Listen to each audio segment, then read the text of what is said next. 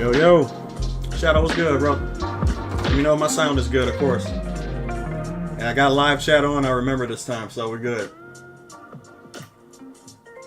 I think I for sure got to turn this music down a little bit. There we go. Yo, Shadow, what's good, bro? I gotta make sure that double shit ain't happening. There we go. Turn that down. Alright, we good. What's going on, people? Happy Tuesday. Thanks for the suggestion again. I think from What the Fan Art, right?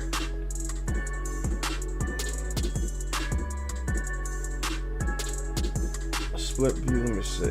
I gotta make sure all my stuff is perfect.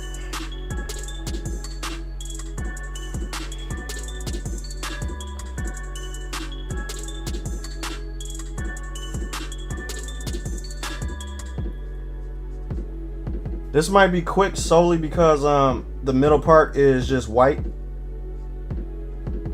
So the only thing I really have to worry about is the skin tone. And that's really it. And then the blue. And then for the white part, all I gotta do is do like a bluish gray color. A couple of different hues here and there, you know, to get it to look interesting. But otherwise, this is gonna be pretty quick. We'll see. Hopefully, because it looked like shit outside. I'm tired as hell. He said, your cheat cheese. What's going on, Lance Strider?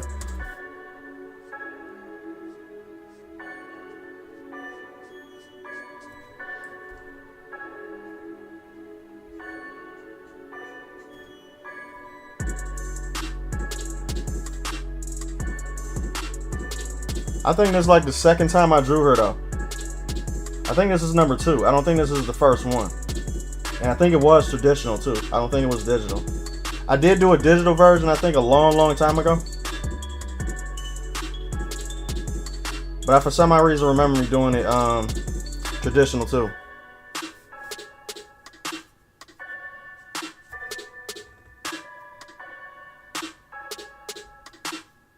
Oh shit, pretty good, man.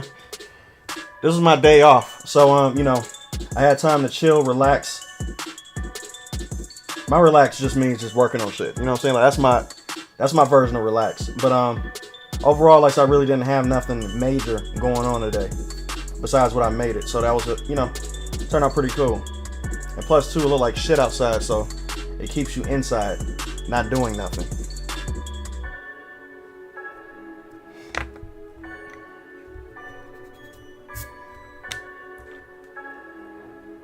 So the traditional with her was your first two-person traditional because it was a 50-50 split. Oh, really?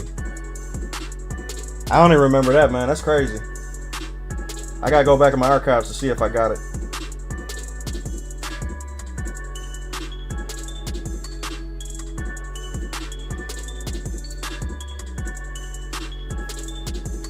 Oh yeah, my version of working on things is doing what I like to do anyway. So you know what I'm saying? Like it's gonna be fun for me regardless.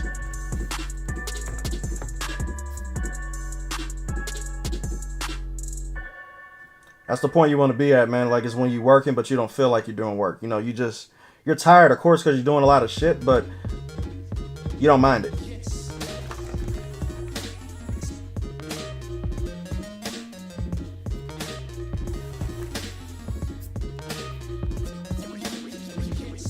And then too, for some odd reason, man, like I've been playing a lot of that first Descender game. I don't know why I like it so much. Like it's like something very, very easy to turn on. I don't have to worry about much. I just shoot shit and level shit up. But it's a very simple game. You know what I'm saying? Like it's weird that I'm infatuated with it. Like, it's like, what the fuck is going on here? Like this game, like it's not even close to being as deep as Destiny though. Not even close. Of course not, because it just came out. But it's like, bro, like it's just simple. You know what I'm saying? Like you just turn it on, just run around, do shit. And then that's pretty much it. You can level up shit if you want. But I'm like heavily addicted to this game. Like it's weird.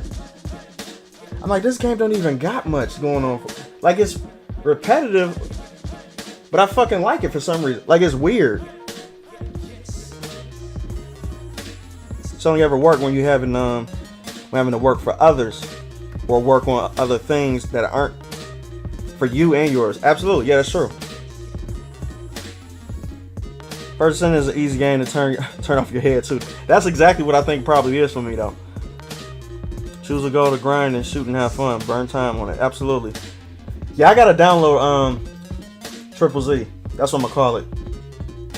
I gotta download that shit, man. But people been telling me the same thing about that game. People was like, yo, this game boring as hell. But they also told me the same thing about the first Descendant. So what? So you know what I'm saying? Like, why would I not try it? Because who knows? It might end up being good. What the fan art? What's up?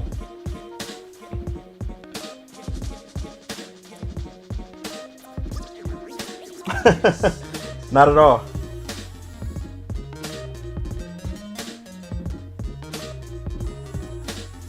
But just be warned with the fan art. Like, I got a lot of female lurkers that join the stream but don't really say shit.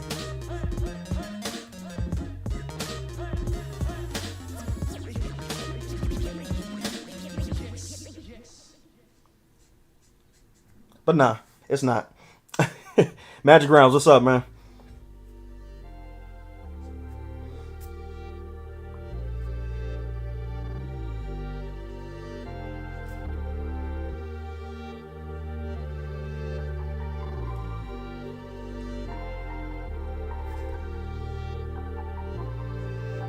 I got a video on my mind too that I kind of want to make. And it was about that last post that I just that I posted 2 days ago. For some odd reason, that shit bothers the fuck out of me. Like, I really can't stand it when people you know, act like that or actually complain and bitch about the industry and the field they're in.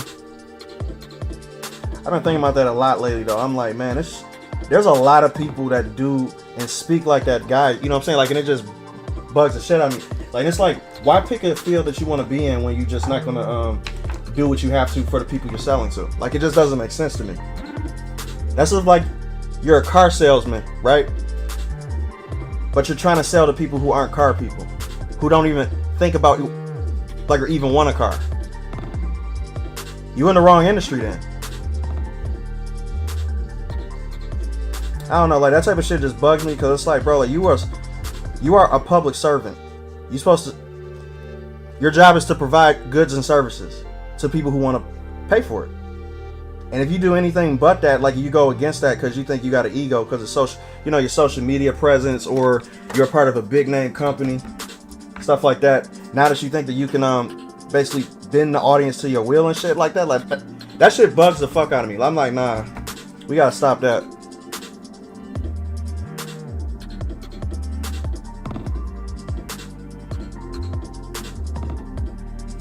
I got another incident that actually came up too because somebody had a problem with what I said.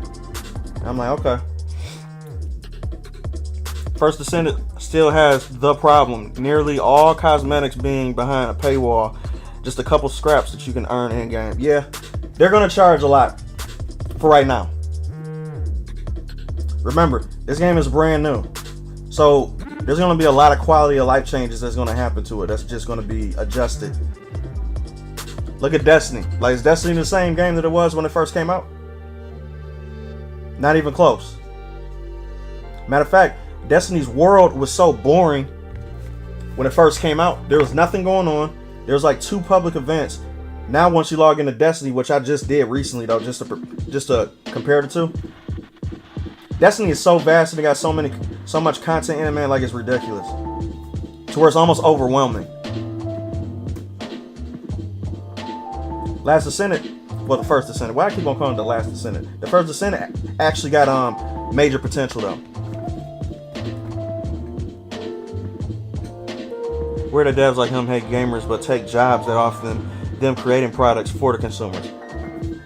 Let me tell y'all what that shit is like, right? Where I work at, there's clerks, right? That actually point you in a direction where you gotta go.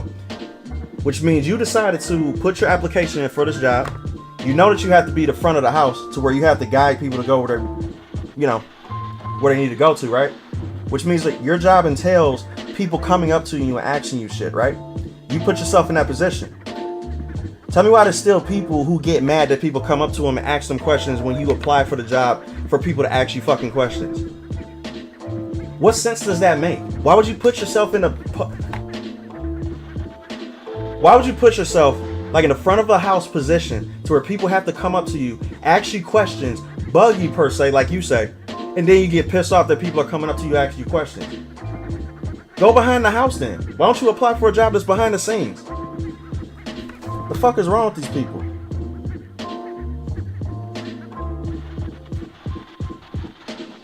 I think there is a solution for the devs to profit off of the whales. Like, it's still satisfying the players to unlock the skins. Every new skin can start as a pay only, then 1 month or 2 later make them available to resell. Okay, that's actually a good idea. So players can farm materials to build those skins. Okay, that's cool. That actually makes sense though. Hey Jayla, I was going down your IG portfolio. Hestia won a traditional for JTCTUESDAY, but you messed up in traditional, decided to turn it to a digital. Oh yeah, I forgot about that. That was a while ago too. I sure did. Yep. I forgot what happened that made me do it digital. Like, what was the mess up? I completely forgot that.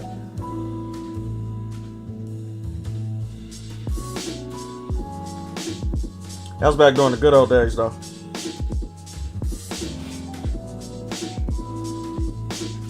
That's why before hiring these people, they needed to check if they have mental resilience and emotional intelligence. Bro, most people need a mental check anyway when it comes to nowadays, because there's a lot of sick, retarded people. I'm using retarded very loosely because it just, like it's just the truth. There's some people who mentally cannot function in certain situations, which means that they have a mental disability.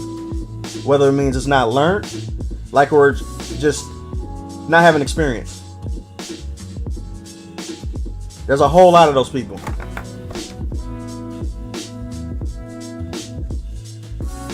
And it's very fucking annoying. I'll be like, bro, like, what are you even doing sitting at this desk if you getting pissed off that I'm asking questions? I'm like, get behind the fucking, go somewhere then. Let me talk to somebody who do want to help.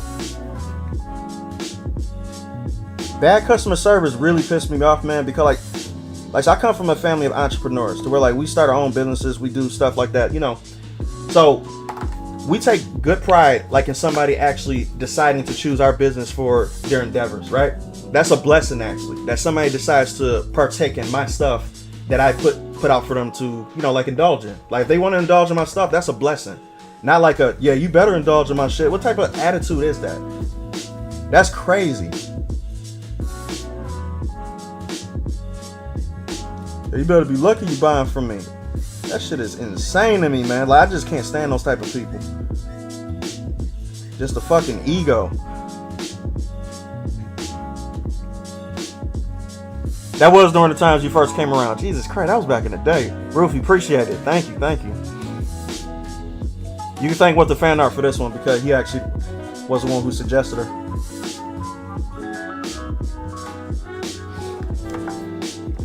Being completely serious, if every skin was made available through the farm and research system 2 months later, next time I won't see a single drop in profit. No, they won't. You're absolutely right. Give them a chance to grind. But when you just lock stuff behind the paywall, that's when it becomes like, oh wow, so you're really trying to get my money.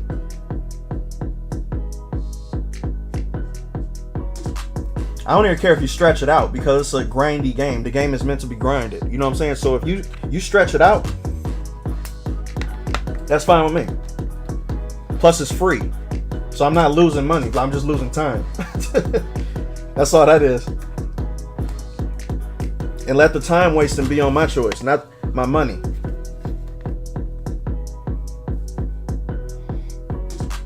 It's as bad as the statements like, just be grateful. Yeah, literally. I've been running my business, man, for the past, since 2017. Since 2017 to 2016, that's when I started. But I done like completely other things before this though. Like, so I always, was a part of a business. But we were never taught to do that though. Like when it comes to, running stuff, we try to, we know we work for y'all, the customers, right? We work for the people that we're actually trying to sell stuff to. I can offer services to. So when I see people talk like that one guy, that literally gets under my skin to a degree to where like you guys just don't understand. Like it really, really bugs me.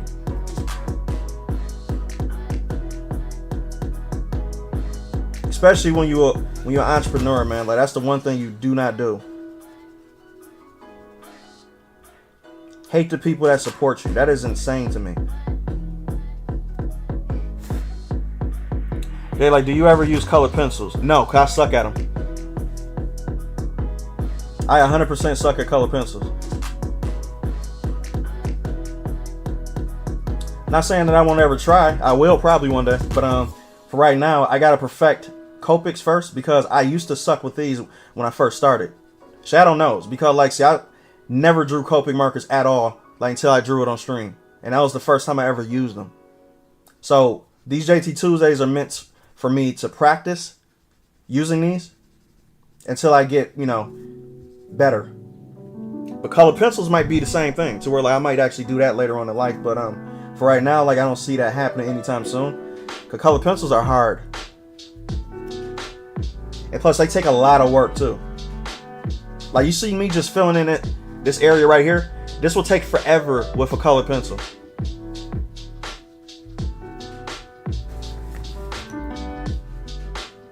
I mean, that said, no item should take 4 months to grind. Of course not, yeah. Not excessively, though, you know what I'm saying? But you can still stretch it out to the point to where it's like, okay, we want to kind of, just incentivize you to pay a little bit. I get that because you're a free-to-play game, though. If it's still designed to pressure players in the pain, but you can't feel it, though. That's the thing, though. Like there was a way for you to nudge players into participating and dropping some money. The player can't feel it. You can't know that that's happening behind the scenes. That's the only reason why people have an issue with it is because you can feel it. You can see it from a mile away. You're like, oh, you're stretching this out because you want me to pay money. But if you... Let me put it like this, man. The only reason why we have an issue with anything is because we know it exists. The only reason why we have a problem with woke games is because we know there's a woke agenda. So it's the same thing when it comes to paywall shit. We only have an issue with paywalls when we know that you're putting a paywall in front of me. That's the only reason why we have an issue with it.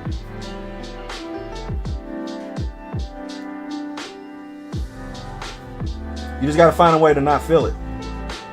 Well, for people to not feel it though, you know what I'm saying? Like, just find a system to where like we still feel like we're valued, you know, like in you know, working towards something without putting some money into it. Don't have me feel it, but you can still have your paywall thing. You just got to be more creative with it.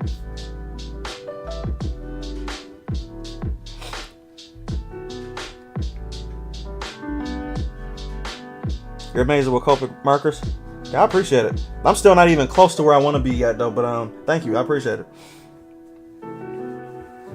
Colliet Turner has made some stunning pieces with colored pencils. Yeah, God bless those people who can. 'Cause I can't. I mean, she makes them look like paint medium. See, that type of blending is insane. Like, I know somebody who's actually that good too, who follow me on Instagram. They only use colored pencil art, and that's it. And how long it takes and the techniques they got to use to actually make it look smooth is insane to me. I'm like, there's no way I would have the patience to do that right now.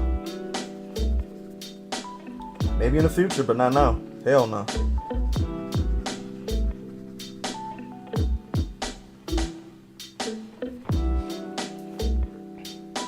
Misa, what's up? She said, Wi-Fi still gone? What the fuck?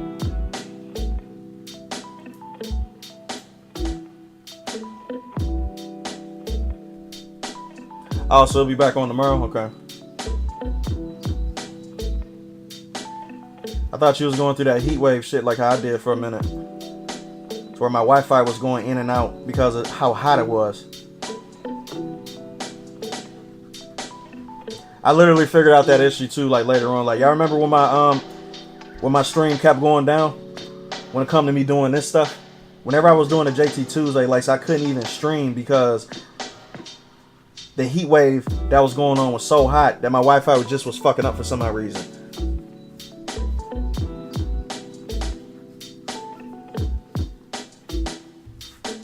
That shit sucked. I couldn't stand that.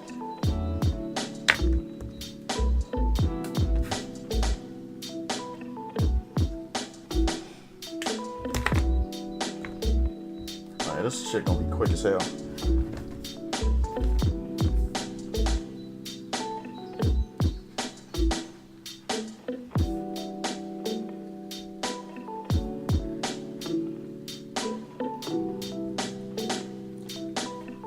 Hey, you know what's crazy with the fan art? Like, so I never really even played Warframe at all. Like, so I don't even know how that game even plays. Like, I'm a Destiny and Division type person though. Like, so I came from those two games.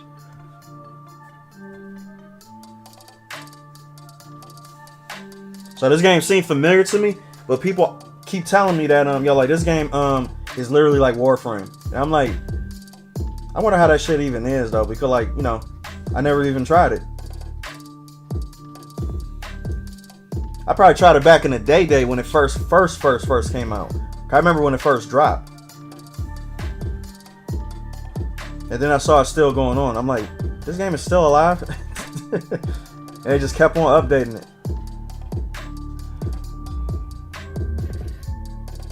But you say this is the gold standard though. All new story content, Warframes, missions, maps, all made free. Yeah, that's what they should do though. But that probably took some time for them to do that though, because, like, I'm pretty sure that Warframe had made some money over the years from people buying monetization options though.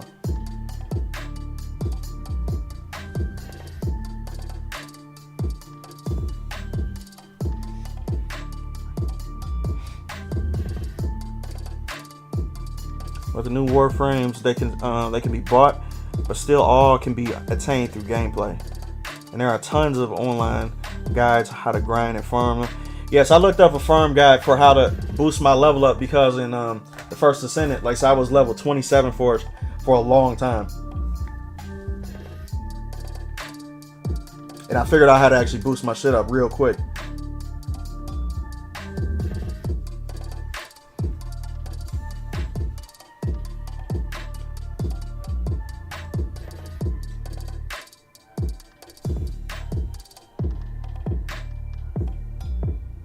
So yes, also, like, why use color pencils when you can use them, when you can use markers or even oil or acrylic paint? Color pencils give you a certain type of texture to it. I think it's all just texture. Yep. Coming from painting, coming from model painting, I use certain mediums for certain things. Markers for script, oils for blending, and acrylic for texture. Color pencils is the same thing on paper though. There's a distinct look that a color pencil drawing has when it comes to, you know, creating it. But there's some people who know how to make it look so smooth that it looks like you did it with a marker. I kind of don't know the point of that when you can just use a marker, but when people are not trying to have it look like a marker painting, color pencil drawings have a very distinct look that I actually like, but I just don't have the time to do it, like, or the mind capacity to actually process all that shit, you know, to learn how to do it. But what's up, Green Skin? He said, how generous the Warframe devs are. They host so many events where they give you Warframes just for watching a Twitch stream. I got a few that's crazy. That's community involvement though. See, that's nice. Yeah, the First Ascendant got to take notes on that.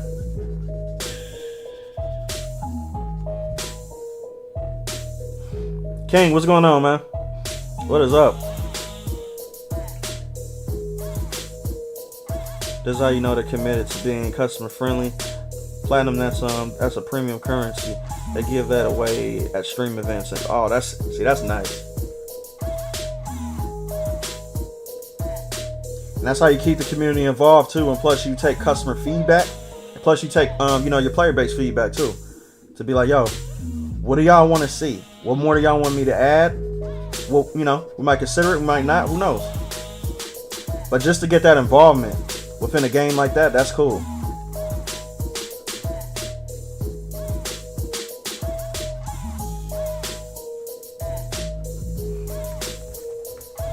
Baby bottle pops.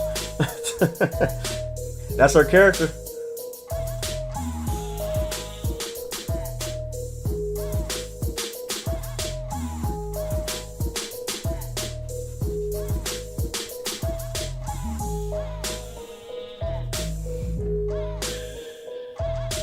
Allow players to trade for platinum.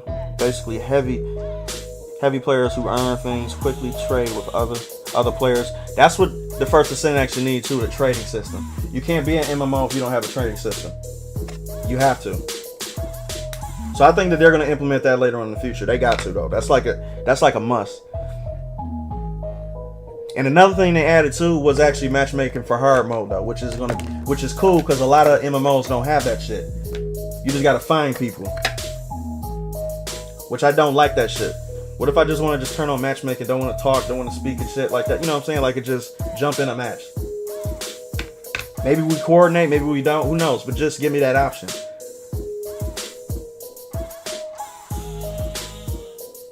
Yeah, let people trade. Yep.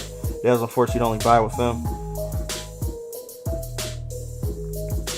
Plus, you don't have to spend platinum at all when playing Warframe. Most of the time it's skins, which is cosmetic, of course. You can spend money on Warframes, but if you know where to go, you can grind them out. Just give people accessibility options. That's all it is. The game is good, though. I'm just going to be real. The fact that we even, well, me, like, it's still even talking about this type of game, it just lets you know that this game got potential.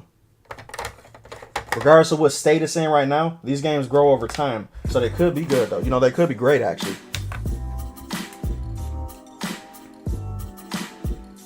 Unless you're going to do that blue first.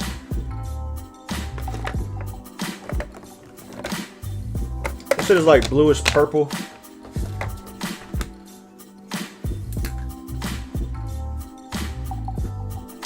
Yeah, I like that.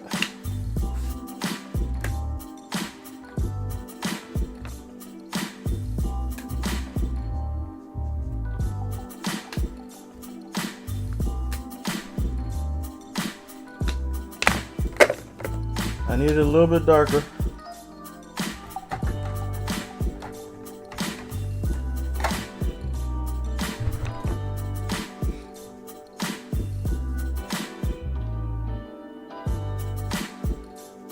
Yeah, it's always good when the devs interact with the fan base. Not many devs do that, sadly. Which should be a golden standard. That's literally common fucking sense, though. You know what I'm saying? Like, I don't realize why they won't do that. That just don't make sense to me.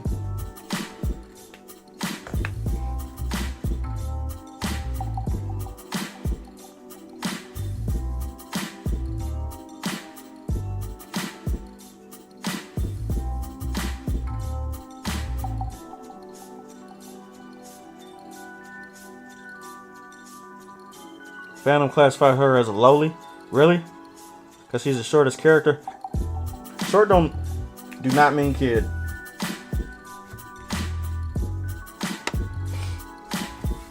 I don't know why they would classify her as that. Like, she looked like a grown adult to me, but she's just shorter.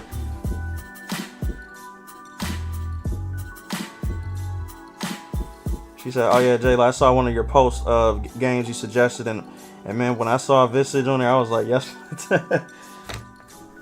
We're gonna have to get back on our horror game tip too soon. I'm like extremely close in beating Elden Ring because I've been playing this shit behind the scenes like crazy. I haven't beat the Frenzy Flame or anything that, you know, that I showed y'all. I'm gonna say that for stream. But I think we got three bosses left, and that should be it. And then we can hop on with the horror game shit. Cause that's what I want to do.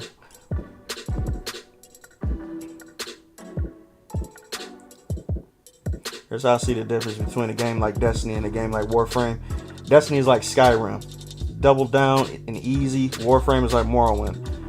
Yeah. Huh. That's a good comparison because Skyrim is one of my favorite games of all time. So I can kind of see what you're saying. You play that game when you turn your brain off and just, you know, just have fun. Looking for shit, exploring, that type of stuff. I can see the comparison.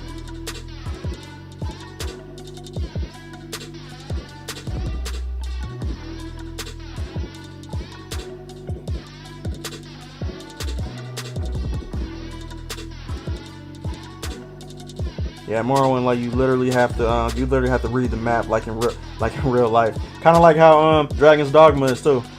No question markers. Can you imagine a game coming out today with no question markers? Dragon's Dogma. Literally. Dragon's Dogma and Elden Ring. But those games are one of a kind. You're not going to find too many. Like, it's not going to be mainstream for a game to do that at all. Because the majority of people are stupid. They'll be like, where the fuck do I go? And they'll just be, you know, just wanting their handheld for them. Because, you know, when you baby, you're going to get babied.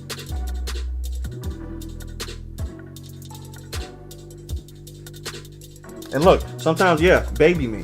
Sometimes I do feel like being baby. Depending on what I'm playing, though. Like, if I'm playing a game that I know that I have to think, then I'm not going to ask for it. But if I'm playing a game where it's just, like, light and stuff like that, you ain't going to see me bitch that it's too simplistic. Just know what you're playing.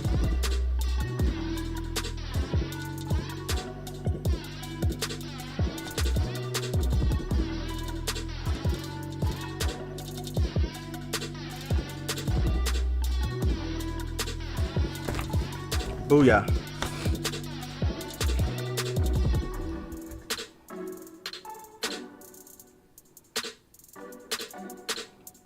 It's Westerners mixing up the terms, like the term weeb.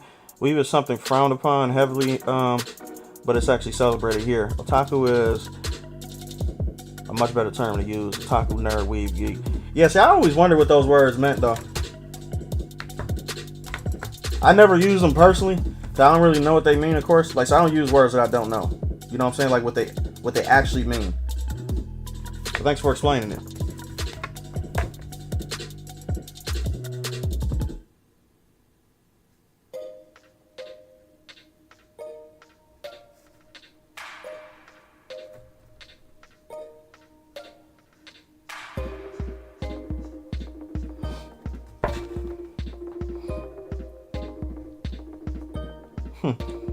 So said, what's this about flat women?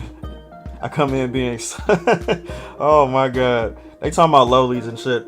What a definition and you know, the differences on what classifies as one and what doesn't. I don't think that she does at all. I think there's clear distinctions on what is and what isn't.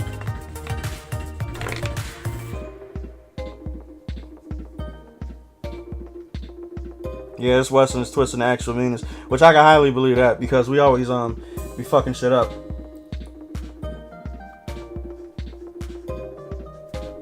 Even Google Translate be fucking shit up. We always be doing that. Be messing things up that's not American. So yes, anyway, Jay, like you wanna hear my prediction for Elder Scrolls 6? I think you'll find it really fun. Yeah, why not? When does that come out anyway?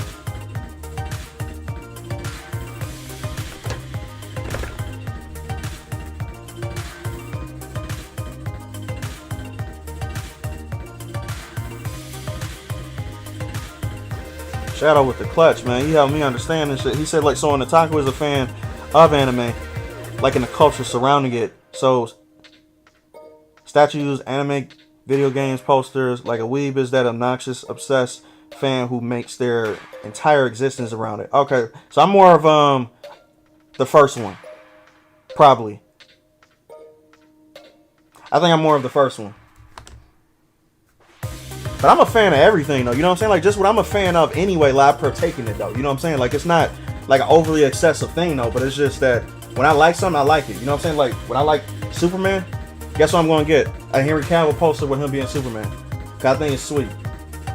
That's how I roll with it, though. You know what I'm saying? Like, it's not something that's too much or too less.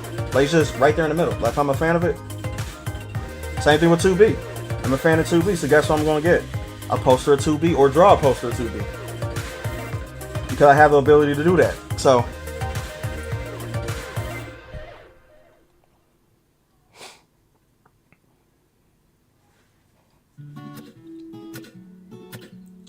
yeah, that's basically what Can't perceive a woman in her 20s or 30s looking like that. Absolutely not. I watch anime primarily in dub. Oh, you gotta do sub, man. Come on. I'm not gonna judge you anything with the fan art because, like, see, some people just don't like reading subtitles. So I get it though, but I just can't take the voice acting sometimes in a particular show that isn't normally speaking my language. You can just tell which those are. But I get it. Do your thing. So I guess I don't qualify as an otaku. Now you still do. If you indulge in the stuff that I do, then yeah, you are. You probably just a lighter version, but there's like tiers to this shit, I think, right? Oh, and by the way, you hear about the latest Ubisoft drama? Oh yeah, I've been heard about that, which I'm making a video about that too. That's a classic case of we're only apologizing because we got caught. That's all that is. They ain't sorry about shit. And we all know this though. Like, they just got caught out.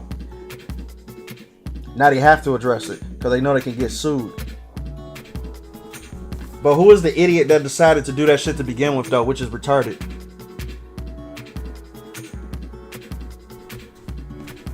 You didn't vet where it came from. You didn't cite your sources. Nothing. You was just like, oh yeah, this looks sweet. I'm just gonna take that. It didn't even do no background research on where it even came from. This dude probably just did a Google search and was like, oh yeah, this looks nice. Showing everybody in the office and shit. Hey guys, look at this. Didn't even realize it was a part of an actual organization.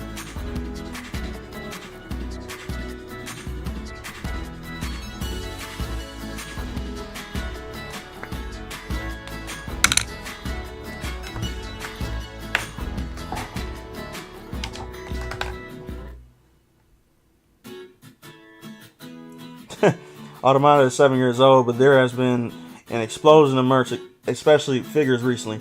Number one, whenever there's a new heroine that comes out within the Japanese or Korean space, guess who they're going to refer back to? 2B. 2B is always going to get brought up forever because they're all following her stead now. So that's the reason why she's going to keep on getting mentioned. Like, and merch is going to keep coming out because they keep on referring back to 2B whenever a new heroine comes out. That's what happened with Eve. That's what happened with the first Descendant with Bunny. And then there's going to keep on being a whole bunch of things too, like that keeps coming out that they keep on referring back to 2B. That's just going to explode it again. She's never going to be forgotten because she actually started this shit. well, started the trend.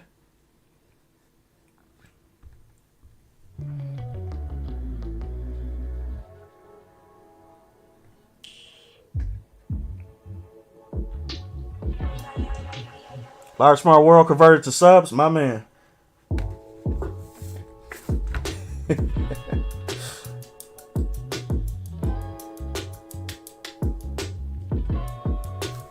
Read them subtitles, man. Get out them reading glasses. Then eventually you don't even need to read the subtitles. You just know what they're saying sometimes. You can put the pieces together. It's almost like, hearing somebody whispering. You can kind of pick up stuff, but not everything, but you can still make out what they're saying. That's where I'm at right now. To where, like, if I actually listen to a conversation in Japanese, like, so, there are certain things I could pick up now. To where I could put the whole picture together just by, common sense.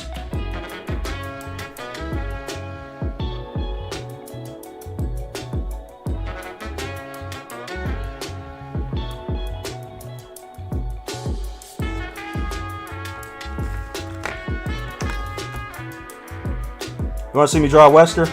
So do I. Wesker the deal. I would love to draw Wesker. Love to. But I would like to do Wesker digitally though, because Wesker, there's a lot of sweet effects that I kind of want to add to the picture. You know what I'm saying? Like that I can't do like this. I think it'd be boring if I did it in this field. But if I did it in Procreate, I can make something happen with that.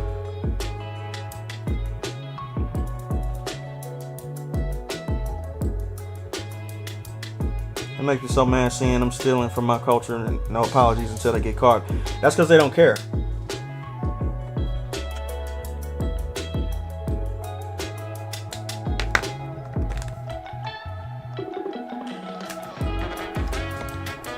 They do not give a shit. And guess what? Notice those apologists for Assassin's Creed not even saying nothing right now. They're quiet. Because you remember back when this whole controversy started, you will see like YouTubers, who are apologists for Assassin's Creed come out of nowhere defending this game and talking shit about the people who are, complaining about it, right? They'll be defending it to the death. Like, y'all just talking shit about it because Yusuke is black, X, Y, and Z. Now you got them blatantly stealing something for a company, right? That they didn't even, that shows you they had no vetting when it comes to, what do you call those people who actually chime in and tell you about cultures that you don't know about? Consultants, right?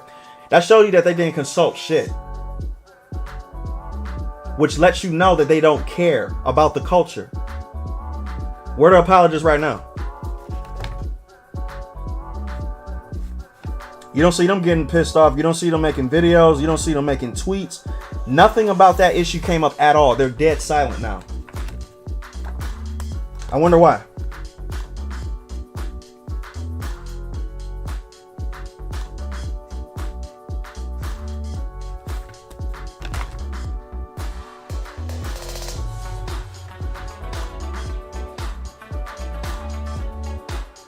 What's this doing to my recommendations? I don't know. You should ask YouTube. YouTube do a lot of shit, man. I haven't watched. Let me put it like this. There's videos of people rubbing their feet on my feed, and I haven't watched a video dealing with cosmetology. Nothing. So why the fuck is there a video of people rubbing their feet on my feed? I don't know. You should ask YouTube. Random shit.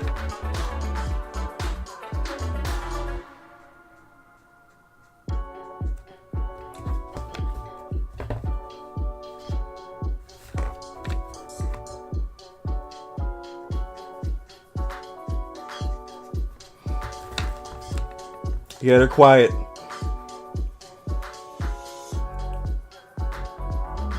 He said, I mean, like, just watching Japanese isn't going to magically give you Japanese speaking skills. I had to study, where I currently, see, the thing is, watching it, let me tell you the one thing about language, like that humans actually can pick up on. The Vikings did it perfectly, though. If you guys actually watch the show Vikings, they learn their language by actually listening to them. And how you do that is because when humans do, we react to things kind of the same way how, you know, human beings will react to stuff. So you can pick up things strictly from body language, like insinuating to what they're saying. So you can get what somebody means strictly because, like, you know how like people will use that shit within a sentence. So you can just put it together. It might not be 100% accurate, but it's just like with a dog, right? You know, like what a dog is saying. You know, like when a dog is telling you to feed it, right? Let me outside. Stop doing what you're doing. Body language is extremely effective when it comes to what you're saying and how you present yourself. So it's the same thing with language, though.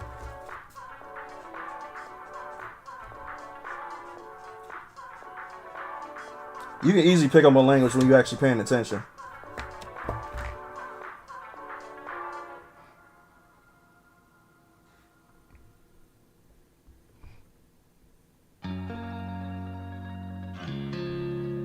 I prefer dub because I can hear, I like to hear content in my own language. Yeah, that's true.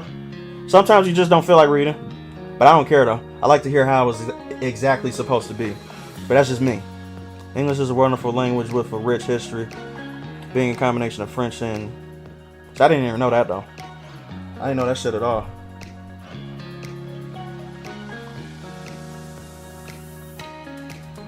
But I'm pretty sure that we know that there's a distinct difference between a show that's voice acted in English that was created in Japan compared to a show that was made in America that's voice acted in English. It sounds completely different. Mainly because of how they write the lines is meant for another language, not for the language that they're actually trying to dub it in. That's the reason why it sounds different. That's why you get emotional beats that are completely fucked up. It don't even make any sense. It's like, okay, he said that line a little bit wrong, but that's all he, you know, the information he was given. So what the fuck you want him to do?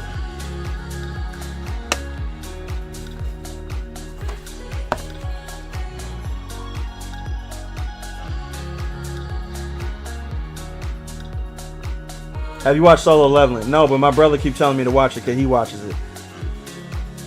He likes it though.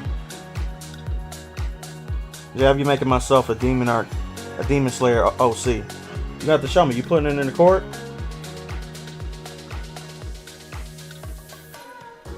That sounds cool though. I actually seen you seen the pictures you posted in the court of the event too. That's cool.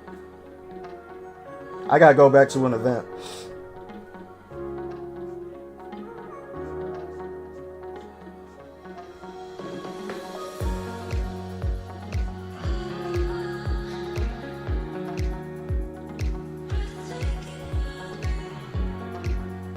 You were saying all game characters being compared to 2B, but let's all respect the first game waifu, Samus.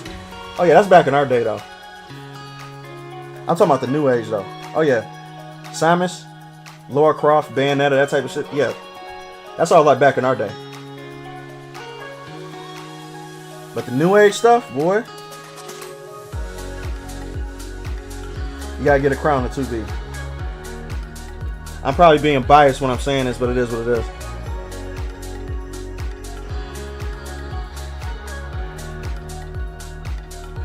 Yeah, what is YouTube recommending me? Like, what are they doing? Getting 2 generations at once. Not my first time though, so I don't know what YouTube is doing, but they sure be doing something over here. Yeah, they do. YouTube be recommending me shit that I don't even know. Like, it's just ridiculous. I'm like, what the hell are you doing, bro? And then sometimes I like it before the best, and then sometimes it before the worst. Who knows?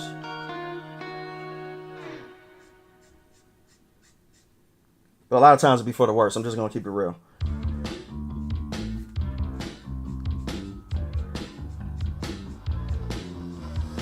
I'll be doing a lot of that not interested button like crazy. I'll be spamming that shit. Guardian, what's up, bro?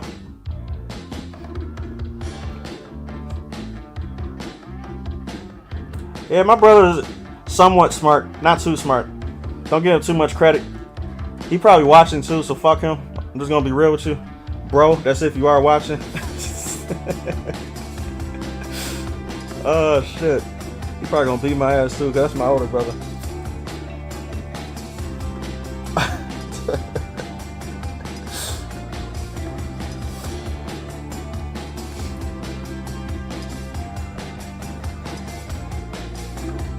Simon's, Tifa, Laura are the top 3 waifus. Yeah. I can't deny that. Yeah, you're right. You're right. You're right. I was thinking about being difficult with you just to be difficult, man, but not. That's correct.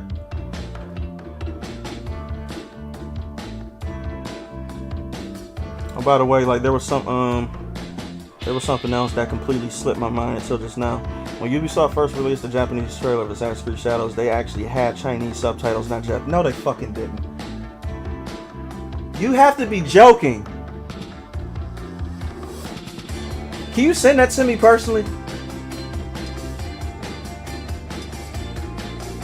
Please send that to me, so because so I really want to put that shit in the video. That's if that shit is true. You have to send that to me, please. That's what? Oh my god.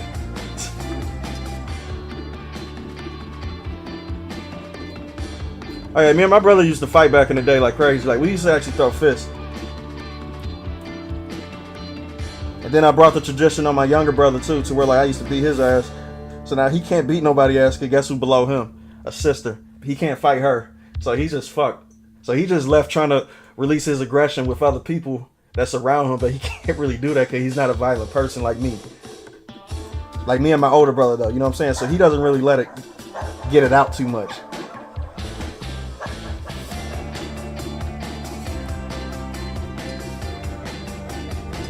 I used to like to fight a lot though, so like me and my brother used to always be, you know, getting at it. He used to always whip my ass, of course, because he's stronger than me, but I just didn't give a fuck.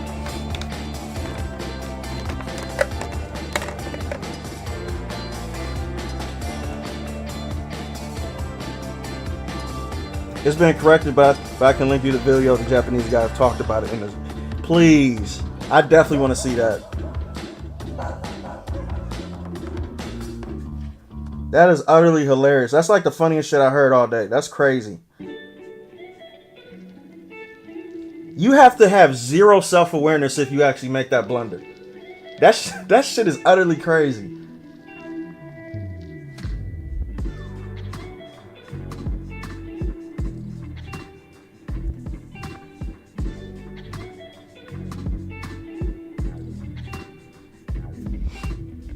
It's not like replacing Spanish subtitles with, what do you call that?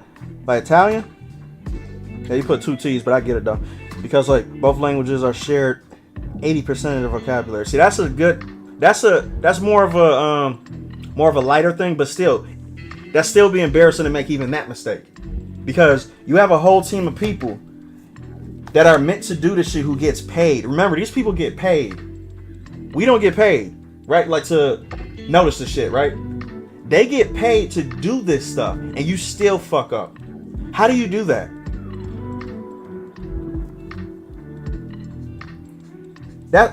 That's baffling to me. That doesn't even make any sense. You literally came to work, had a lunch break, sat down, thought about it some more, went back and looked at the video, was like, oh yeah, that was the right subtitles. Okay. Had a meeting to talk about it because you have to get it approved. Probably sat it in front of 10 people and they all listened to it and saw it and was like, oh yeah, that's correct. Send it off. You're fucking idiots. That doesn't even make any sense to me. Appreciate the link. You guys gotta remember, these people aren't by themselves. They have a team full of people. So when it comes to me not giving them no slack and no, leadway, fuck them people. That's ridiculous. You're brain dead if you let that happen. All of y'all in that room.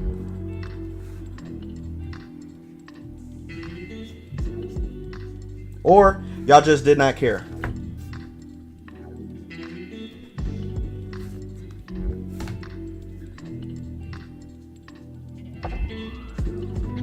That shows you who their audience was, though. You know who their target audience was. The target audience wasn't Japanese people, it was us.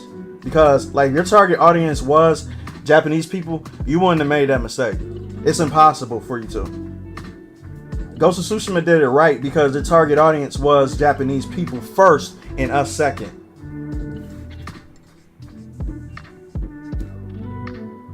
But they still made it feel like they invited everybody into this cultural experience that you can have with this game, though. So they actually did it pretty good, though. Very good, actually.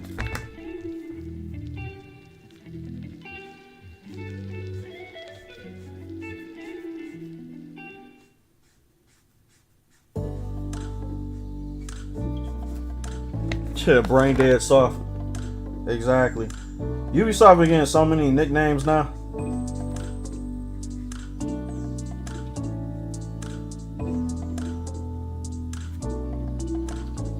Oh yeah, speaking of Ubisoft, what y'all think about that Star Wars Outlaws game too? There's been new gameplay that came out about it too.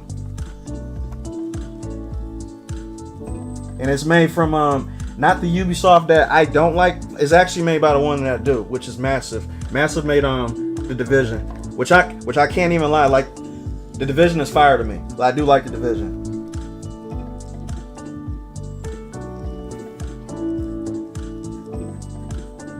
I might try it out. I'm just gonna be real with you. I might.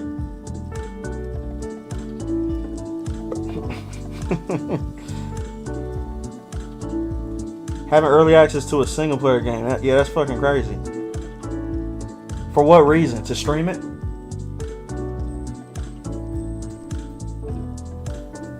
Ghost of Tsushima's numbers are going to go through the roof when Assassin's Creed Shadows actually come out. I'm just going to be real with you. That game is going to be like releasing twice.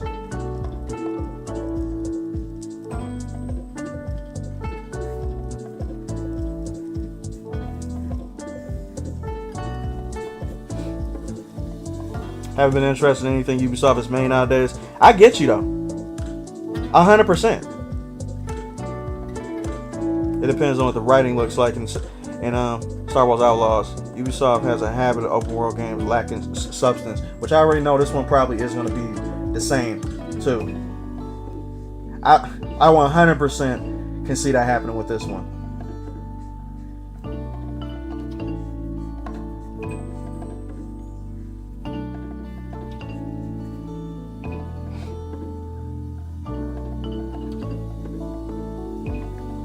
Still ain't getting Star Wars Outlaws though. I hear you. I didn't say I was gonna get it. I said I'm gonna play it. There's a huge difference. I'm not giving Ubisoft another $1 ever, but I will play it just to see.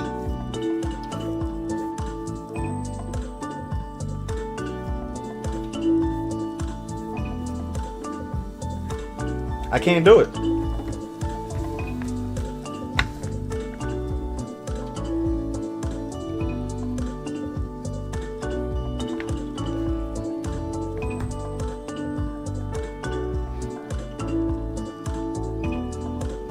If I do play a Ubisoft title, it's an old title that I'm playing.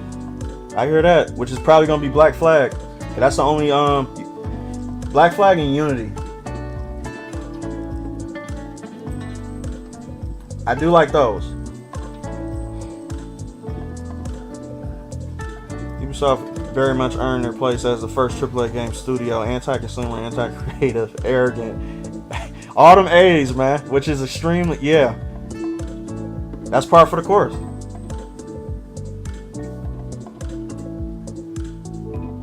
Pirate's life for me, which means you're going to be playing what? Which pirate game you down with? Skull and Bones or Assassin's Creed?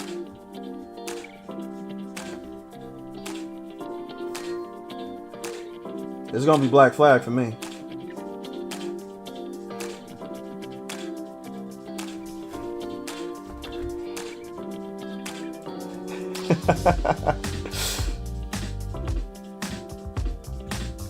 I have a big catalog of older titles such as I never even heard of those games. Those are older titles, though. I could just tell. I heard Ubisoft is planning on remaking the older Assassin's Creed games. I'm sure we all know what they're gonna put in. Oh yeah, for sure. Why though? You got like 80 titles. Just make new ones and continue to lose money. They trying to play nostalgia, man. For they literally trying to play the nostalgia card. They got 80 games.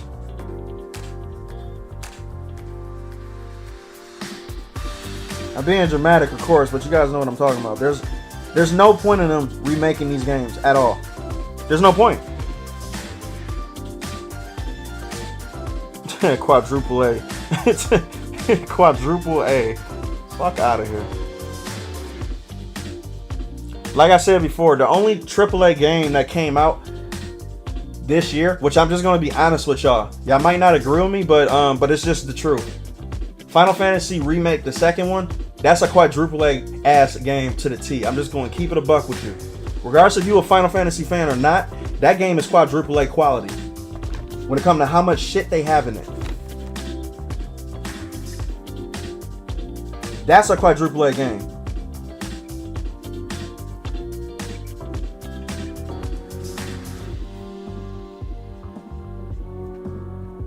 I don't care what nobody say.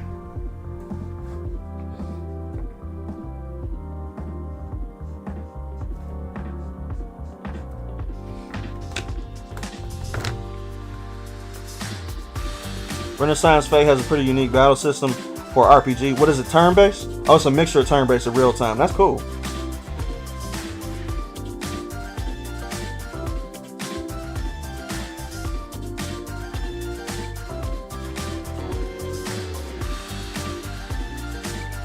Give it what made the original special, but also make it for a minor audience. Yeah, that's cool. But minor audience, which means that, you know, you just boost up the quality, not for the mental capacity that we have as a minor audience. I don't want you catering to none of these fucking kids because they don't even know what they want.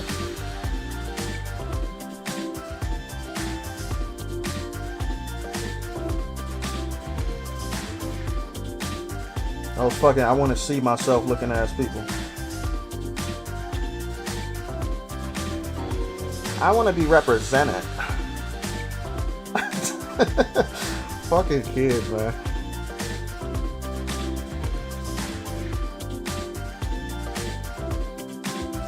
Parasite Eve has a phenomenal soundtrack. That boosted through the roof too. I love a good soundtrack. Definitely recommended listening to it.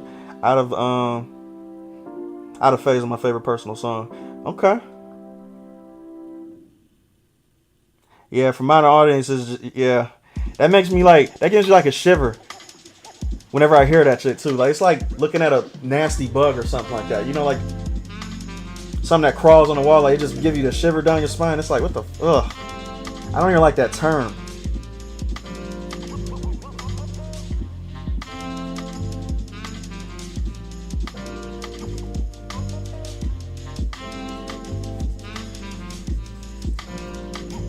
Gabriel, what's up, man?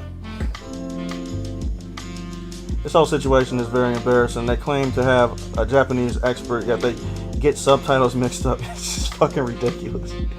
Still from the very country you're marketing to and sprinkling a little racism. That's because they're not marketing to them. They're not. That game is not meant for Japanese people. They made it that because people started to be like, hold up a second, you got Japanese people in this game? This is set in Japan? Why aren't you doing that? So they had to save face by saying that they hired a consultant, which is not really a consultant. She's something else entirely because she's not known for that. She's known for literacy and pedo shit that she's interested in. So that's the reason why they had to be like, yeah, this is our consultant, guys. Even though she didn't do shit. The game was made for us.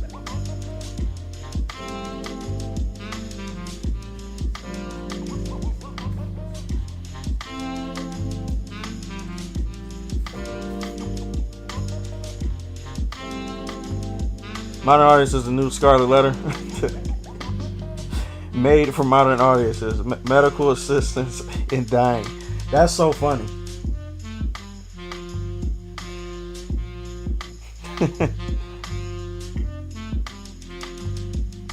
Oh, you still haven't beat it yet?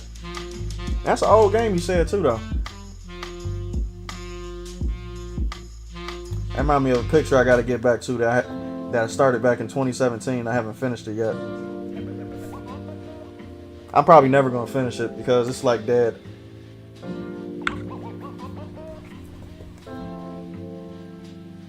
I'm not going to do these down here yet. I'm going to make it kind of darker up here first.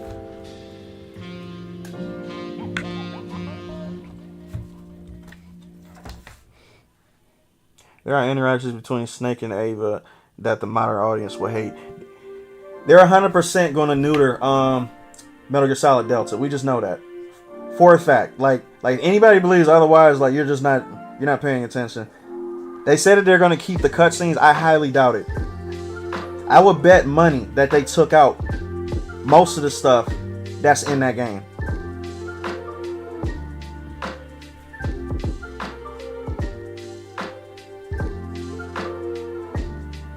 It's going to be gone.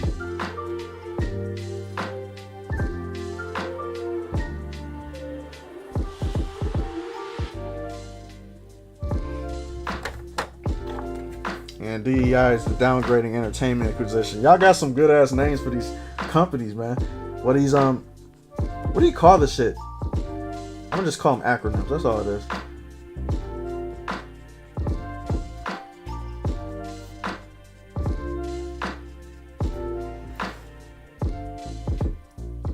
They making remakes because they ain't got no other. They're lazy when it comes to creativity. Creativity is dead now because everything is taken over by the market that they, what it is now. Literally everything is formulaic, and the reason why it's formulaic is because it's safe. That's what happens when you get investors involved. When you get investors involved who are afraid of losing their money, you have creativity die. Because now you can't do something innovative. You can't create risk. You can't do something interesting that might fail, but you don't care that it failed because you're just trying to try shit. The investor's not going to have you do that. They're like, no, we need to have a return on our investment, so you need to make this shit successful. Otherwise, we're going to bankrupt you.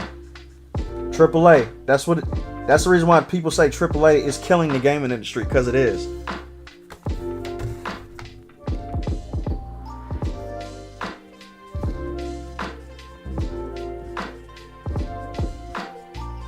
The gaming industry need to go back to Kickstarters, to where like it's the fans actually donating and giving money to the game, to the project that they feel like is going to be successful. That's what they need to go back to. Not for people who are giving money to these companies who have no clue about games whatsoever.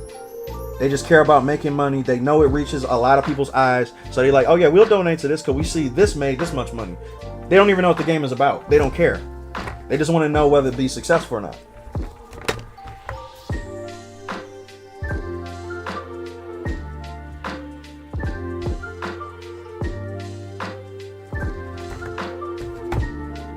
Lollipop Chainsaw is probably gonna make some money.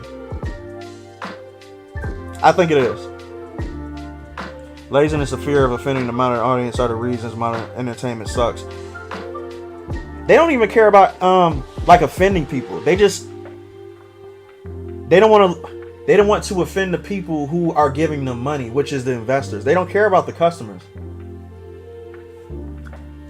You wouldn't keep making the same business decision if the business people that you were, like your only funding was coming from the customers. Because the customers are showing you we don't want it. So why would every other game follow suit behind a dying business practice? Because they don't care about not getting money from us. Because they're going to get money from their investors.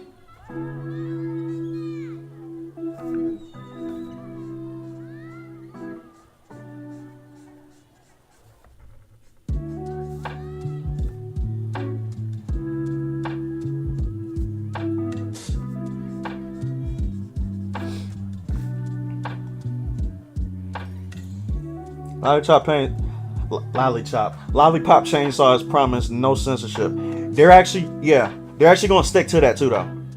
I've seen some stuff. They're like, did you hear that they're making a new Resident Evil game? Yes. I can't wait. But I hope they go back and make Resident Evil 5 just for a big middle finger. They need to do that.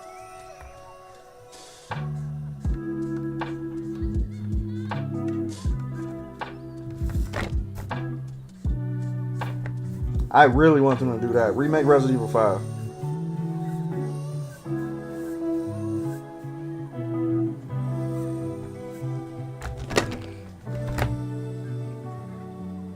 It would be so awesome if for the Lollipop Chainsaw to have a 2B costume.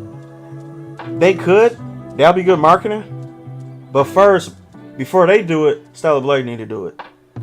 The 2B costume need to come out during the DLC when it's, you know, right when they're about to release the Stellar Blade DLC, they need to drop that 2B costume right there. The 2B, the Tifa, well, the costume is probably gonna do. They probably could put Bayonetta up in there too, though.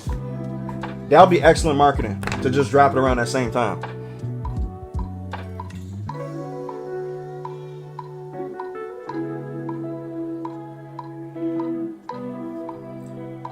Yeah, remake 5, please.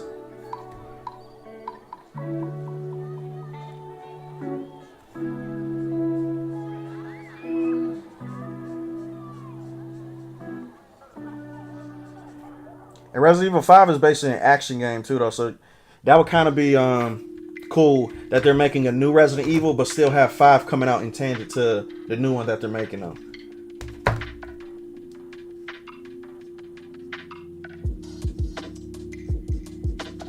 And have the new one be scary, and then 5 just be like a, you know, a good action game.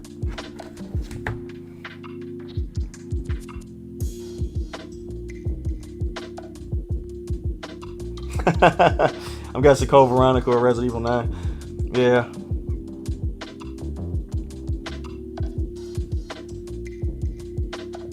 Hey, look, when Resident Evil 5 get announced, then I'm gonna start gearing up to do some Shiva art. But until then, I don't see that happening anytime soon.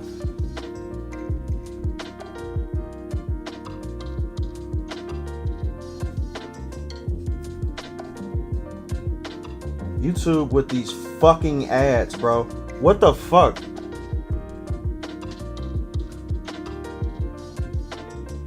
YouTube can suck my dick.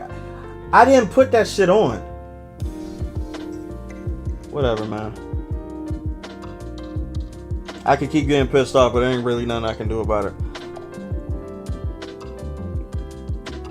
They like, did you hear about the 3D modeler who got sued by Games Workshop into $45K of debt and legal fees, even though he complied with the cease and desist letter? No, I didn't hear about that. That shit sucks. Damn, that's a lot of money, man. God damn. I don't want Resident Evil 5. I want Code Veronica because it has Wesker. Don't Resident Evil 5 got Wesker too? I think they do got Wesker.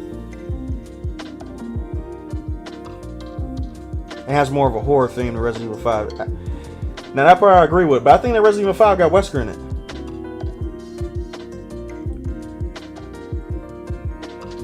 Yeah, add co-op.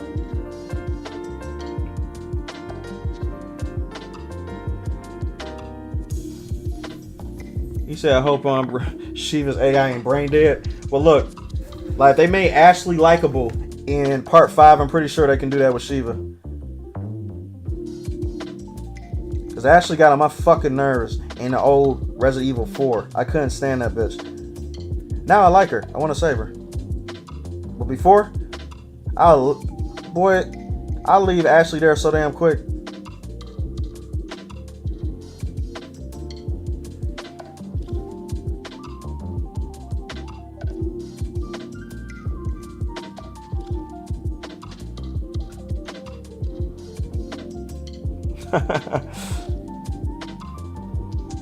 YouTube be cracking down on ad blockers these days. Annoying as hell to see. Yeah, that shit is weak, man. How can you force me to have ads on my shit when I don't want to, though? That shit is insane. I gotta figure out what Asmongold does, man, because like he has a good formula to where he just does not have ads on certain videos that he does, live streams especially.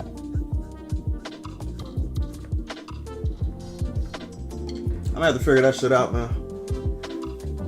That shit is stupid. I don't like it.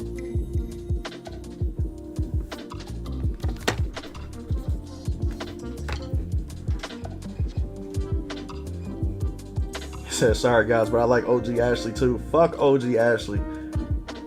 Maybe because I did a lot of babysitting. Maybe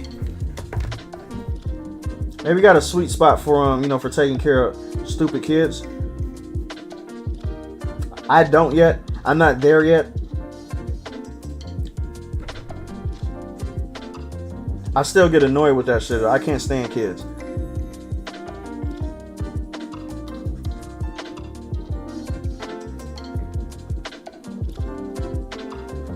I think when I become a dad later on in life, I might be, you know, my tolerance level might be a little bit higher, you know, higher.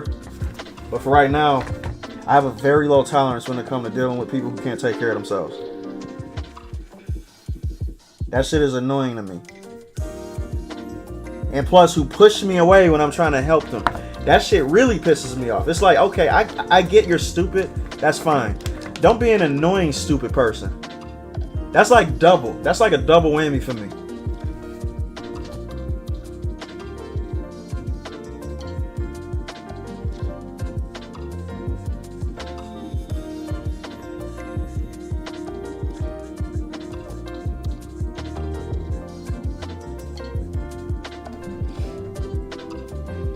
Leon. Oh man.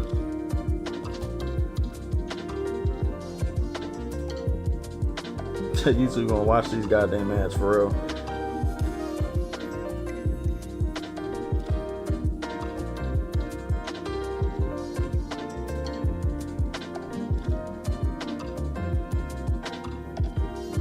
The AI in Resident Evil 5 is just bad in general. Yeah, it is. It's stupid. Even if you play Sheila, Chris also is really dumb AI. They had a thing back in the day to where, like, so they really didn't know how to work it. They didn't know how, you know, to have the AI do good shit with you still feeling like they're not taking your kills. Cause they still want you to, you know, be the one playing it. They didn't understand how that dynamic worked back then. But I'm just gonna be real with you. The only game that did that extremely well, then after that, the buddy system kind of improved, was The Last of Us. The first Last of Us did it extremely well when it comes to Joel and Ellie. Games are still studying how Joel and Ellie reacted to each other to this day. They still try to replicate that. I gotta give it credit. That was the first game I ever played with a character that wasn't fucking annoying.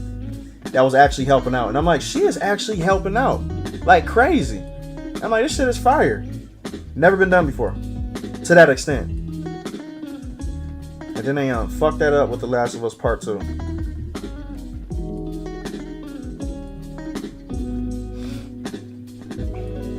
I'm stuck in the dryer. I'll leave that bitch in the dryer. Close it too and start it. That's how much I don't like her.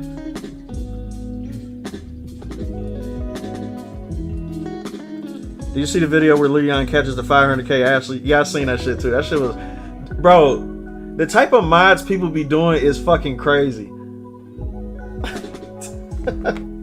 They made a fat Ashley and had her jump off of... You know that one scene where like she's jumping out the window for Leon to catch her? They had her extremely big, super fat, jumping out the window, and then they cut to like an explosion and shit to where it just blew up the earth. People in these mods, man, be funny as hell.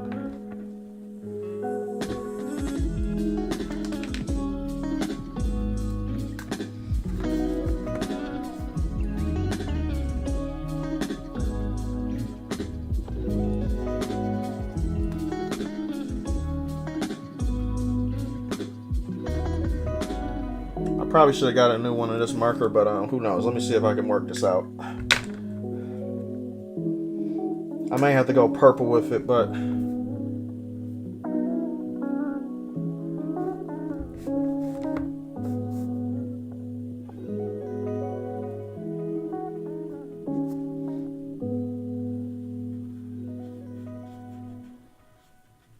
Resident Evil 5 is still a game I go back to. I don't care how janky it is. Like that's the charm about certain older games is that you know, there's a certain charm to it. It's not perfect. No game was perfect back then, but you know, to us it was. It was cool. And that was back before the time when I actually listened to game journals or even knew they even existed. I didn't even care about it. I just liked what I liked. That's how you know, like, genuinely, like, when a game was fun, when you didn't have a game journalist giving it a review or not. You were just like, oh, this is cool. I like this game. And then you figure out later in life that the game was all right, you know, based off of what somebody else said.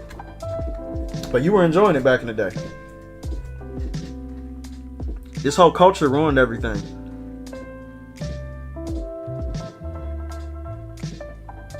Wish I had a PC, but can't get one currently.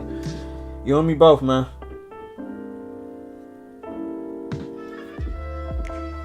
The best I can do is upgrade my PC, which I did.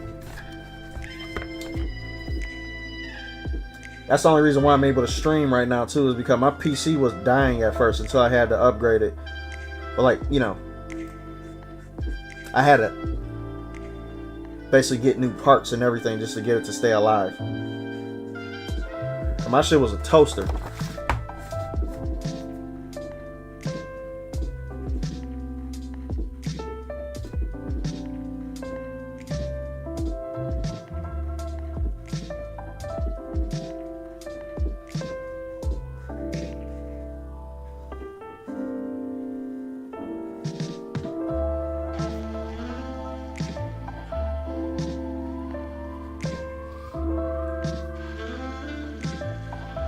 Low spec PC can play a lot of older games, but you can also do modding. Yeah, you can do a lot with an old school PC though. Anyway, like you don't need a 4090 or some shit like that just to enjoy playing games. You can play it with a toaster, especially the older games. You really don't need much. It's these newer games who aren't optimized good enough that be frying your PC to where it sounds like you're playing with a rocket ship.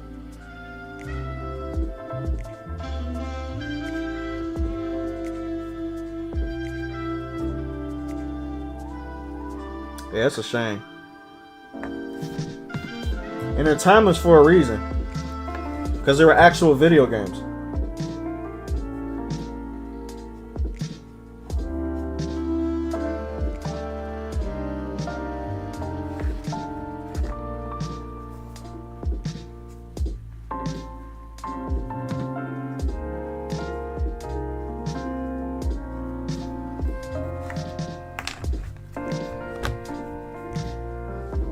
Last playthrough I had Chris run into a large crowd of enemies and completely freeze up while trying to revive me and gets blown up by a grenade. That sucks.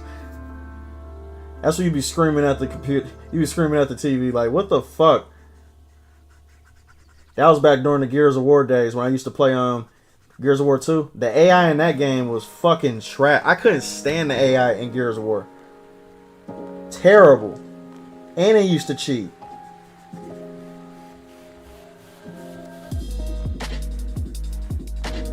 If anybody know about them old school Gears of War days, playing Gears of War 2 multiplayer, when they used to tag out people who couldn't, you know, like people who actually left the lobby, they would switch it for like an AI player. These computer people with the shotgun can do a full 360, have the gun pointed the other way, but the bullets go this way and still destroy you. I'm like, what the fuck? That shit used to literally make me just throw my control. I'm like, fuck this shit, man. This shit used to piss me the fuck off. I couldn't stand that. But anybody that played Gears of War like know exactly what I'm talking about. Their AI used to cheat.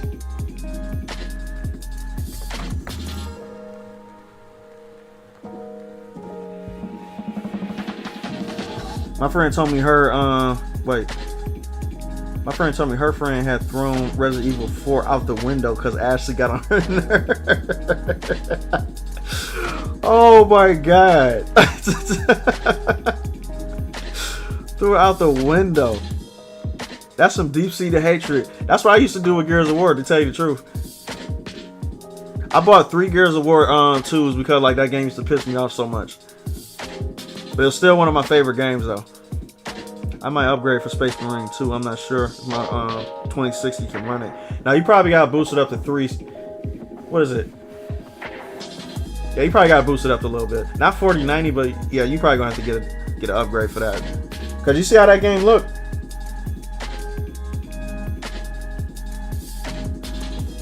That game looked good as shit.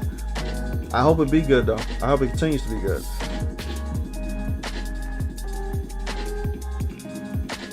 King said, I know exactly what you mean. Man. Bunny hopping is a tactic being utilized again in most first persons. Yep. They're still trying to do it. And then back in the Gears of War days, it was wall bouncing. So yeah, like we all had our stick that actually made it, you know, made us cheese the game a little bit. And then the devs started catching on to that shit too. They like, what are these people doing? They're not even playing it normal. It's like, no. Why would I play it normal when I got this G over here bouncing off the wall going crazy and just one-shotted me because he know how to dodge every single one of my bullets? You need to make it so people can't do shit like that. That's your job, not mine. That shit used to piss me off, the bunny hopping in Call of Duty.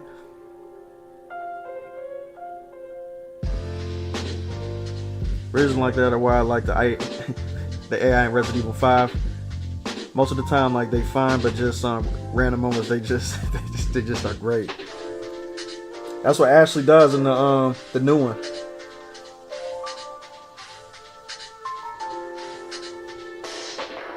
You gotta get credit.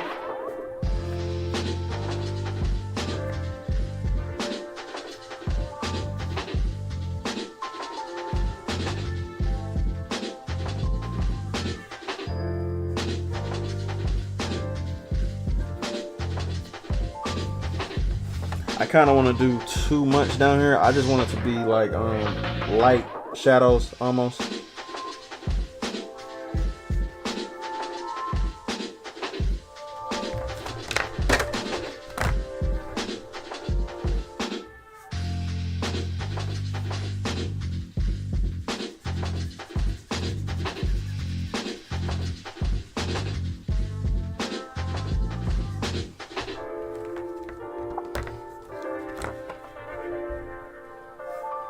Yeah, fuck part 2. Last of Us Part 2 suck ass. I don't think anybody cared about that game at all. Like, I was a diehard Last of Us 1 fan. So, like, there was anybody looking forward to Last of Us Part 2 more than most people, it was me. I couldn't wait for them to announce Last of Us Part 2. I was like, oh, this game's gonna be fantastic, man. Like, if it was anything like the first game, oh my god, I can't wait. And then I heard and then the news got out that Legend, who was in the office, who was looking out for us and leaked it that Joel was gonna die in the game, was gonna get killed. And we was like, what? Every single person who was a Last of Us 1 fan was like, hold up a second, you're gonna kill off Joel? And that started off as a rumor, and then literally since that day, it just kept getting worse and worse for him. Worse and worse. But that Legend who actually did that started the speculation and saved a lot of people money. Because guess who didn't buy it? I didn't. I watched PewDiePie stream it, and I'm glad I didn't drop a cent on that game. I'm like, this shit is dumb as fuck. What the hell were they thinking? Hence, they wasn't.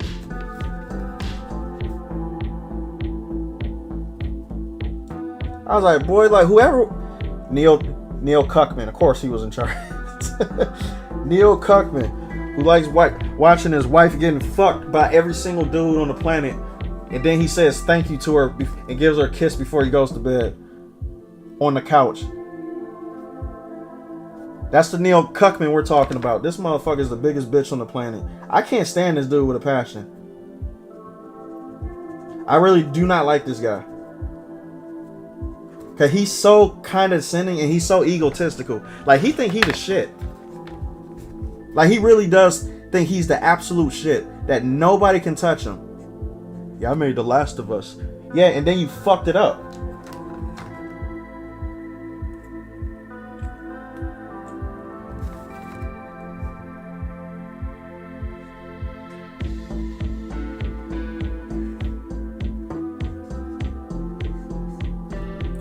Fucking stupid. Yeah, killing off Joel was the dumbest things. I feel like the Last of Us fans created an amazing character and killed him in just 2 games. It's dumb. Thing is, like, they could have killed off Joel and made it meaningful death in the game. Nobody would complain. Problem was how narratively incongruent his death was. It was like it was rushed, and the fact that they completely just messed up Joel's nature. You made him stupid to get killed. That's bad writing. Joel is a survivor. Like what I said before. You guys heard me say this many times before with when it comes to my complaint with The Last of Us 2. You can't have an established character like Joel to where you made him this badass survival person who's smart enough to know when people are about to rob him when he's driving up with the car with Ellie sitting right next to him. Remember he said that like he's not even hurt and then he just kept driving and drove past it. You put that right there to show that Joel is not stupid. He experienced things before. So how come in The Last of Us Part 2 you had him trust people who he don't even know, a group of people, and just was like, hey guys, come here, you want to know what town we live in too? It's over here, come on, check it out. You just invite random people and then you just destroyed his character. You made him stupid to get killed. That's bad writing. It's terrible. Y'all all remember that scene in The Last of Us Part 1 to where he was like, yeah, he ain't even hurt, and then he just drove right through him. That's how you should do, because you're a survivor. You know what this shit is.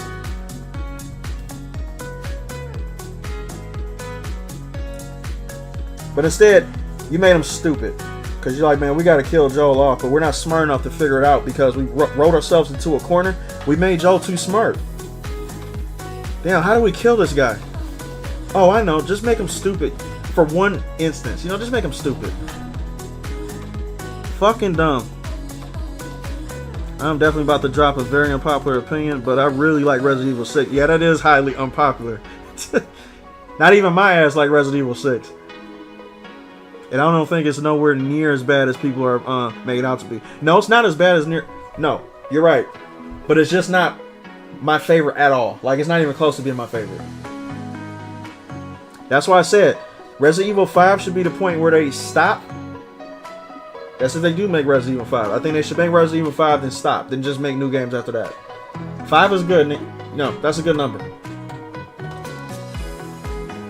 Because if you make 6, you're going to have to make 7. And then you're going to just keep on going and going and going. 5 is a good... 3 and 5 is a good spot to stop.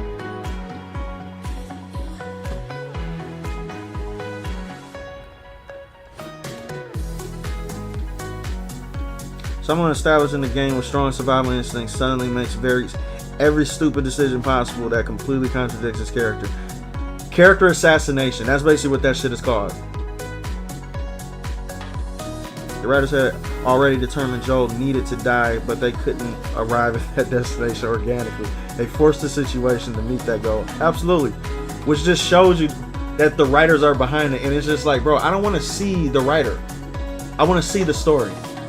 And if I'm looking at Neil Cuckman every time I'm seeing Joel's dumb decision making, I'm like, oh, this is straight Neil. This is, oh my God. Terrible.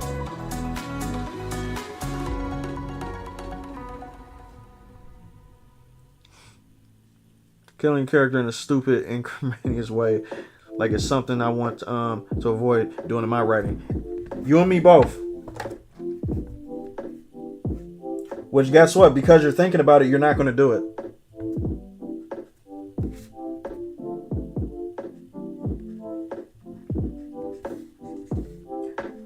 I'm glad I actually got people that write, that actually knows character development and actually knows what good character development is and what bad shit is too. Cause there's some normal people who I was talking to about this shit to where they was like, what do you mean? It's not a big deal that he died like that. He made a mistake such and such. I'm like, you don't understand, bro, because you're not a writer. You're not a part of this field. You don't understand. And you're like, well, what are you talking about? I'm like, they character assassinated his ass. They straight up assassinated this motherfucker's character. Complete lack of creativity when they have when they have to dumb the character down just to get him killed. Oh, Mizu got her Wi-Fi back. Nice. Joe didn't become stupid. He had stupidity externally forced on him to make the plot work.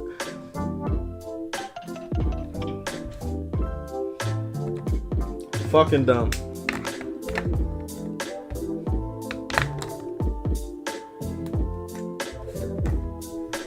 I'll never play The Last of Us Part 2, ever. I even forgot it existed. And I kind of want to re-forget about it again.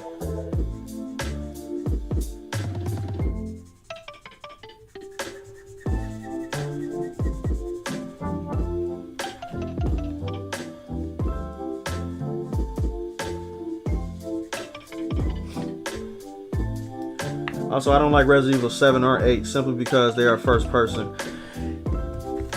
Now, let me ask you this. Do you think that was a good shakeup when it comes to them reinventing Resident Evil? Like for the first person in, for Biohazard and Village?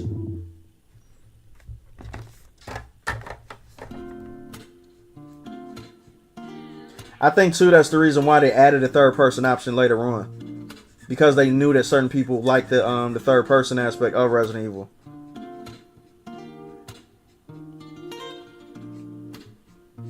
I'm just gonna be honest with you though, like when Biohazard first came out, I loved it.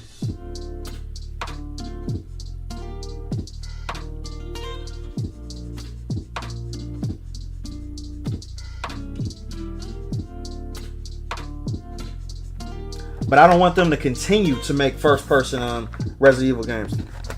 I wanted that just to be a niche thing for part 7 and 8, and that's it. And then just move on. Don't continue the first person arc though. Go third person.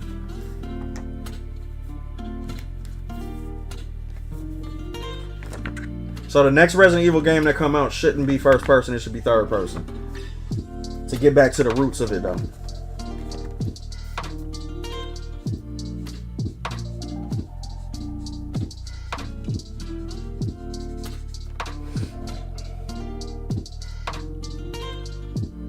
Plus, I hate when modern writers kill a major character to surprise and subvert the audience. That's just lazy. They do it just to throw a wrench at you, so you won't know what's coming.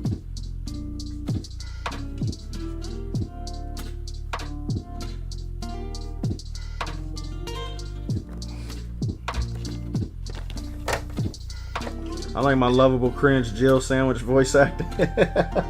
Oh my god. You talking about from 2?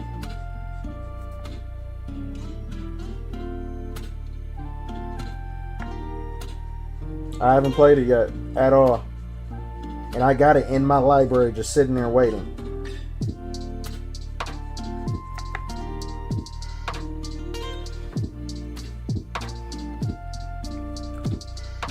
Look, it's not that Abby killed Joel that's bad. It's the fact that he just openly said his name to strangers knowing he was a bandit who hurt and killed people. That was so out of character. Yeah, it's just stupid.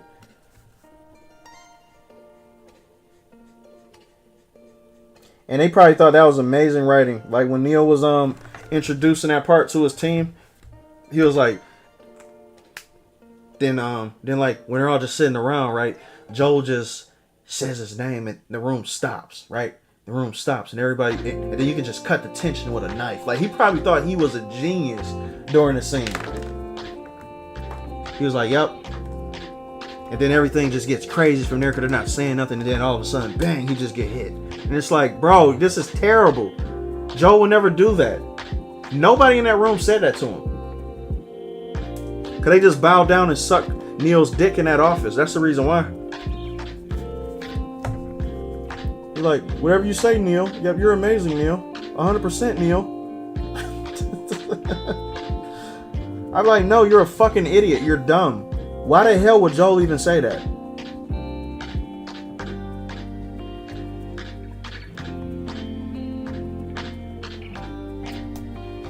You know his people at Naughty Dog just be bowing down to this dude.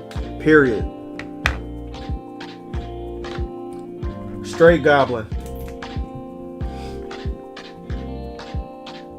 If anything, I just hate when all they focus on is surprising the audience to the to the point of breaking the plot. Predictability isn't always a bad thing. No, because like sometimes predictability means that will sometimes be like a win for the audience though, because like the audience is smart enough to catch on to a plot that doesn't feel like it's forced down your throat.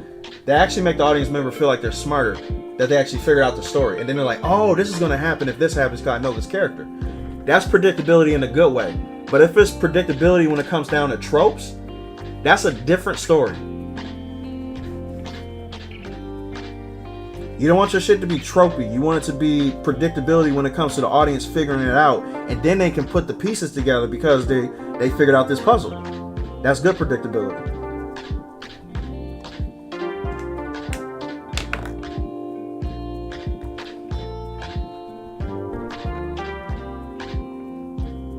Writing can make or break a story. It can destroy a story.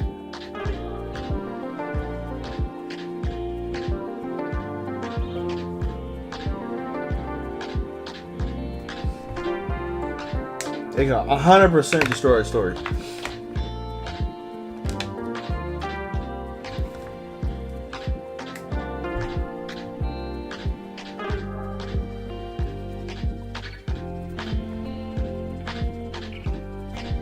I'm gonna keep our eyes kind of like that. I like the blue in that bitch. Let me get my other one. I need this marker.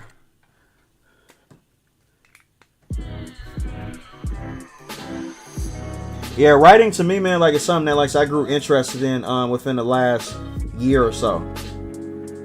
I have never liked writing because I just do not like I don't like words. Whenever I look at words, I fall asleep.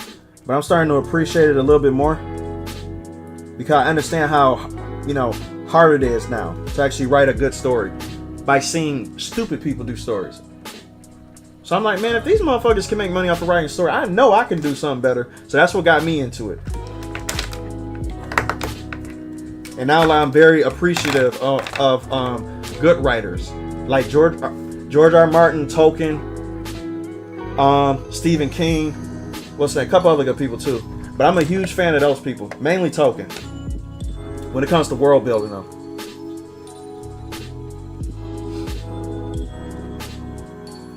Resident Evil 6 was trash and horrible writing all over the place. Very much so.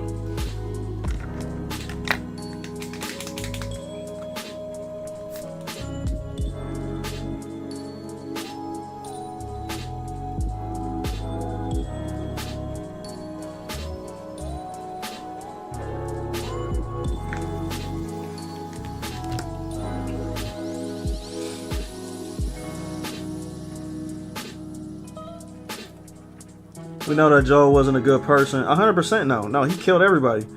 Joel was a nut job actually that had to survive. Joel was going to get his karma sooner or later. Like if they had Abby figure out who he was, then let you go after him, it would make Yep.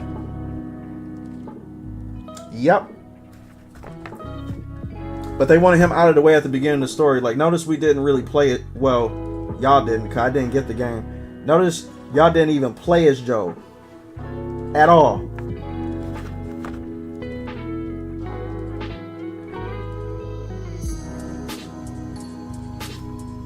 They knew how popular he was.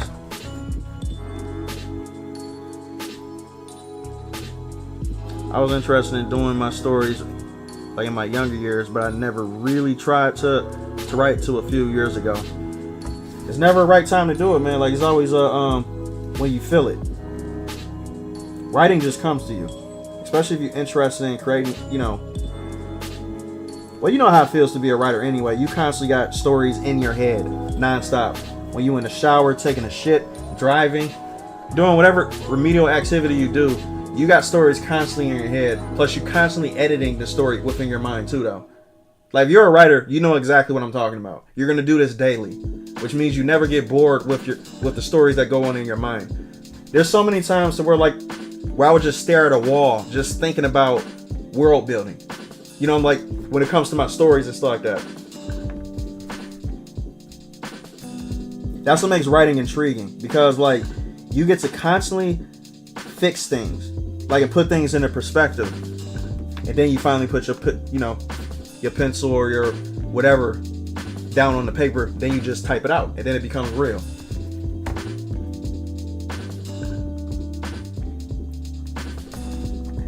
But I got the double-edged sword that gives me double satisfaction, and that's because I can draw too, though. So I can get two things out my system.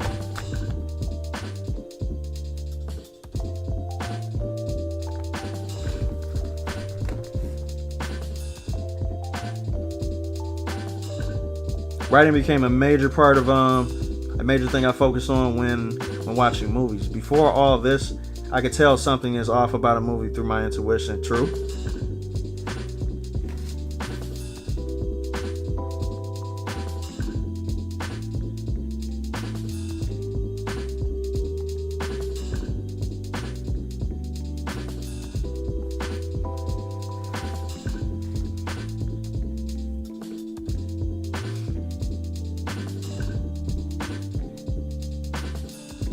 Thing I also like about writing is that I can make stories that I wish to see more of an entertainment. Yep. For example, isekais with a serious dark tone. Same thing with me. Oh, there's plenty of isekais with dark tones, but I get what you're talking about though.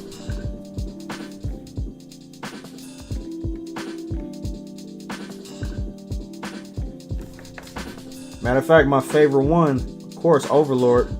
One of my favorite ones. Extremely dark tone.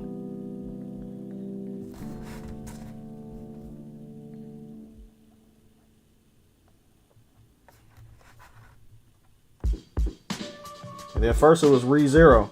ReZero actually got me introduced into the isekai genre though. I didn't even know about that genre until I watched ReZero. And I was like, holy shit, this shit is fantastic. I was enthralled with that show, man. I'm like, this shit is unique as hell. And then I just went down the rabbit hole watching everything. I'm like, oh, there's a lot of these things.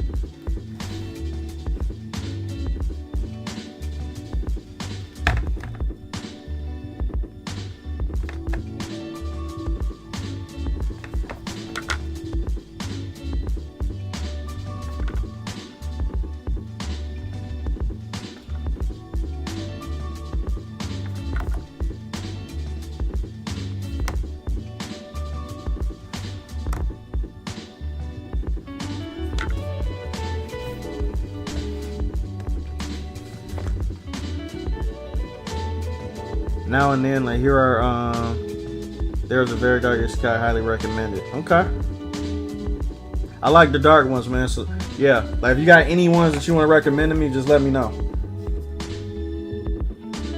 I will probably 100% check them out.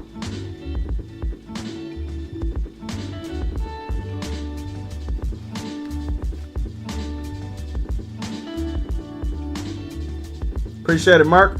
What's up? How's it going, man? On this beautiful Tuesday. Now that you mentioned, ReZero was the first isekai I watched, other than maybe Gate of that counts. Kind of. I would say more like ReZero though. ReZero is that's a definition of an isekai.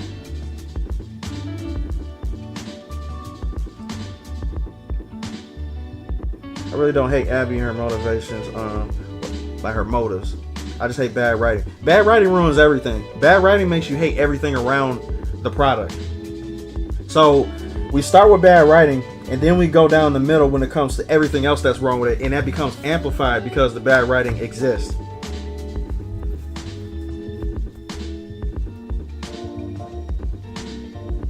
If bad writing didn't exist, trust me, we wouldn't even be having a problem with most characters. Hell, you can make a game with a fat main character that has like whatever, like an identity crisis or whatever the fuck going on. But if you have like amazing writing will have you like a story that you never would even expect yourself to like. It's all about the writing, but there's no talented people anymore. It's just nothing but activists.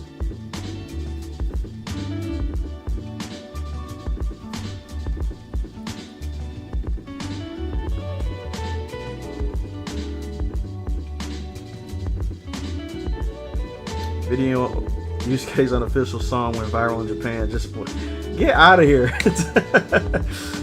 Hell nah. Said like going all right, Jay. Back to working on art. Absolutely. Also, I didn't freak out over the I love Amelia line. I didn't understand the meme outrage until a few years ago. I don't like Amelia at all. I don't. I say that loud and clear, and I'll stick with it. I don't like her. Fuck her. Jordan, what's up, man? Bad writing sticks out like a sore thumb. Once you notice it, it affects the whole experience. Yeah, it does. Like, it's like, let me put it like this. Like, how many people are OCD about food? About, like, shit being inside their food or touching their food or whatever the fuck? Okay, let me put it like this. That's me. I cannot stand when I have a beautiful plate of food and then something gets in it, like a hair. Like, or, like a fly flew on top of it, like in this very small piece of whatever the fuck is on my plate, right? And then it just flies away. To me, the whole plate is tainted, so I gotta throw it away. Like, I don't care how long it took me to cook that meal. Like, if something small falls on that plate, like, that shit could be in the corner somewhere to where like it's not even getting affected. Like, it could be just right here, and it's just a very tiny piece. It fucks up the whole plate for me. I just want to throw it away. That's how I feel about bad writing. Bad writing is literally that thing to where like it literally just infests the entire project and it just destroys it. It destroys your mental when it comes to that. Because it's like, I can't look past the bad writing. I cannot look past it. At all. That's the same thing how I look at bad writing, man. Like, it's just terrible. Like, it's like a hair getting into your food. It's like, ugh. I'm tossing it. I'm tossing the entire thing. I don't care.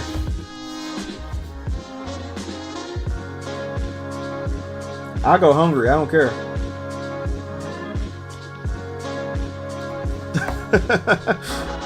You got the 5-second rule. Oh my God. No 5-second rule to me, man. Like, I'll be like, bro, like as soon as it touch it, even for a second, I'm like, gotta toss it. And then I just throw it out. And it can be something I love too. I'm like, nah, I gotta go.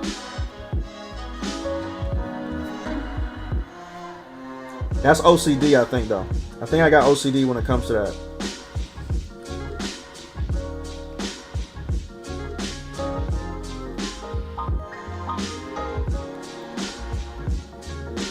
Yeah, most anime fall into the forgettable category for me, to be honest. Although I haven't been an avid watcher since 2017. Yeah, there's a lot of good ones that came out since 2017. Ones that'll stick with you. He said, yeah, I'm like that too. Like, no matter how nice the meal looks, the minute a fly drops on it, I'm throwing it out. Period. It's gone. Gone before you can even say anything.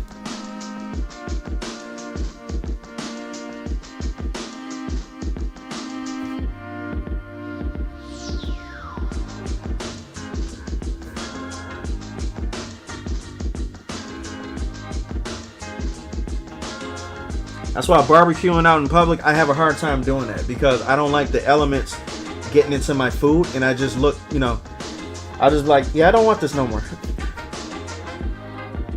You'll catch me underneath a tent.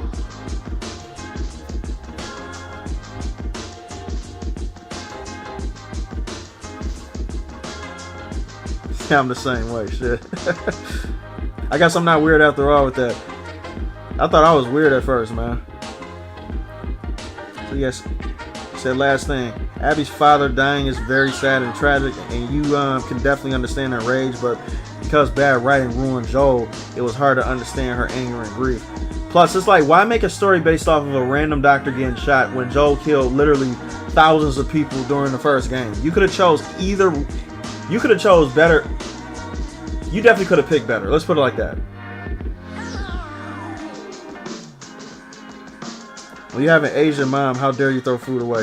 Oh, trust me, I know. Like, I lived next to Asians back in the day that were friends with my mom. They don't play about that shit. They really do not.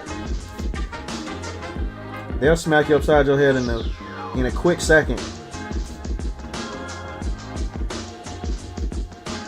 We had this culture back in my old neighborhood to where like we all used to be Like, it's fair game. Like the adults used to discipline all the kids on the block. Period. Like, if you acted up, it don't matter whose parents smack you, you're getting smacked. So we all knew to just behave and just, you know, be good and cordial. We really didn't do nothing in front of the adults at all.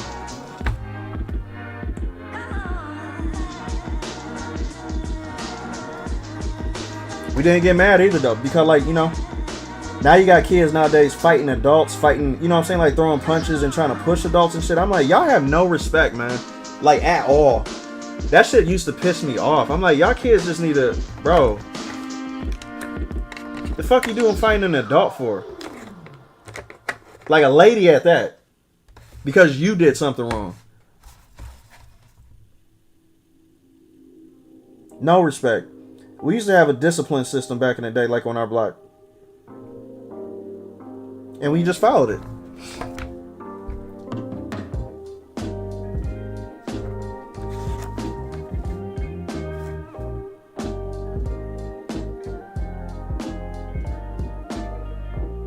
Straight out of control.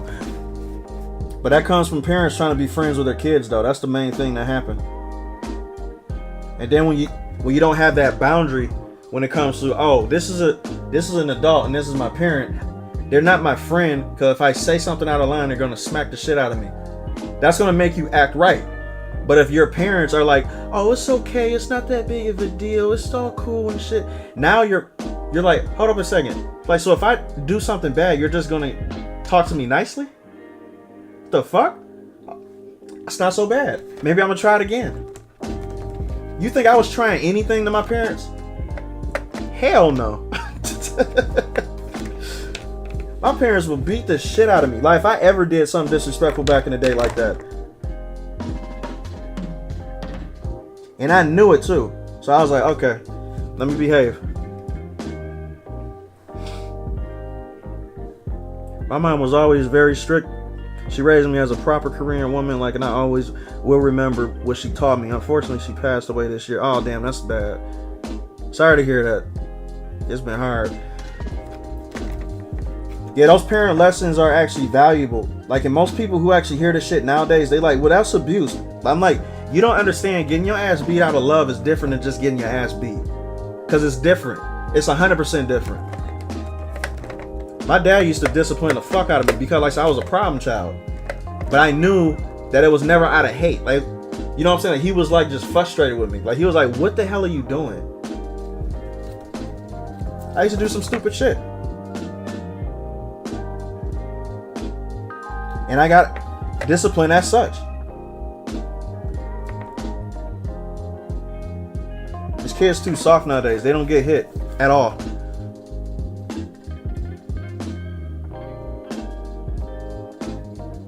I condone ass whoopings. I 100% condone ass whoopings. I saw a hilarious meme on Facebook. Basically looks like a pro made a door sign. My parents faked me as a child, and as a result, I have a psychological condition called respect for other people. That is dope. That's crazy. Oh, you got Jamaican parents. Oh yeah, they don't play at all.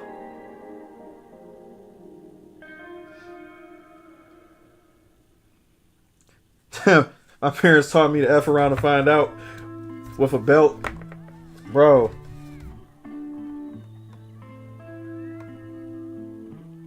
My dad's belt attacks, man, used to be scaring the shit out of me. Cause he was a big dude too. So he was strong. So mama give me a whooping, not so bad. My mom caught on to that.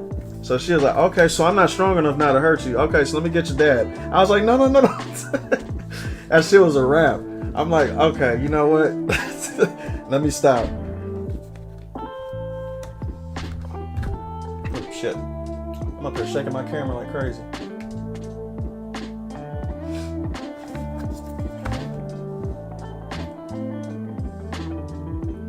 Don't hurt me. Oh, man. The thing is, my mother never laid a hand on me. Wow. She just gave me a look and I knew to stop and shut up. Now, see, that wasn't enough for me. That was enough for my sister. But for me personally, nah, like, I need them hands put on me. I told you I'm crazy though. Like, so I had to have physical shit happen to me for me to be like, okay, behave and act right. My sister got it immediately. Like, she didn't want no problems at all. Like, so my mom just really just knew just to look at her, and then that would be it. But for me, cause I'm a problem child, like, so I had to actually have my ass whooped to be like, okay, now I get it. I get it. We laugh about it nowadays though. We'd be like, she'd be like, you drove me crazy back in the day. I was like, I know.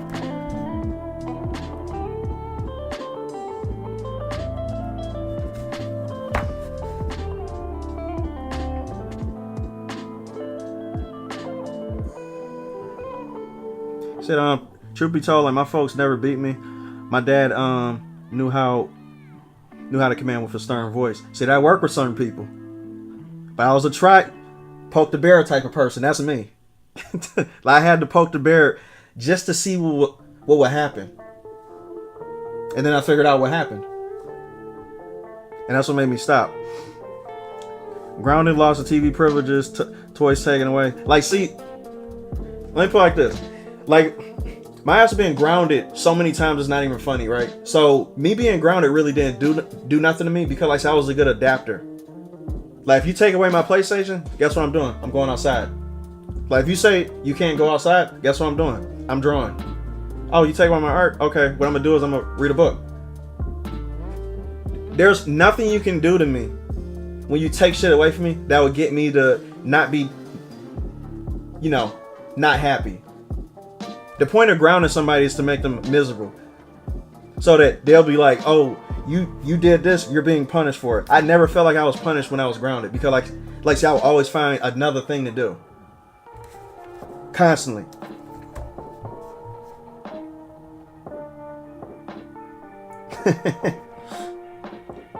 So that shit never worked for me though. All right, small world. Peace out, man. Whistler, what's up? He would punch him hard in the face. Wait, hold on a second. He said, my uncle used to punch my cousin in the face in front of me whenever he did something bad. My dad did that to me one time. Like, and that was because, like, I ran my mouth. I forgot what I said to my mom, but I said something crazy, right?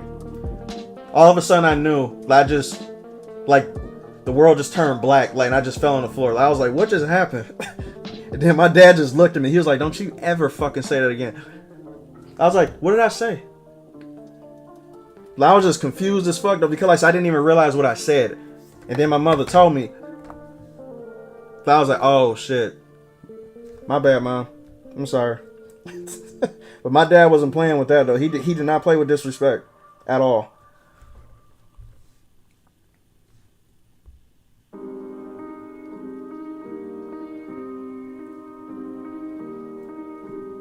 My thoughts, like, it's not that violence is the only way to discipline a problem child. Like, it's a lack of skill to use nonverbal communication and make a kid fearful of doing something wrong. That is also true. Like, there's ways of doing that, but it's also how the parents grew up too, though. Especially old school ways. Like, if you came from the South, you getting beat. Period. My family's from the South, so that's the reason why they discipline the way they do. When you go further up north, they start doing things a little bit different. But down south, no. You fetching a switch. You fetching a switch. You fetching a clothesline. You fetching a something. But you're getting beat. Like, it didn't matter by who either. That's just the culture.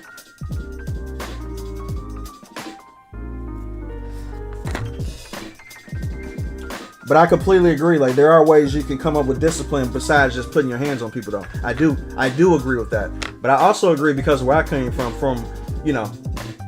whooping that ass sometimes.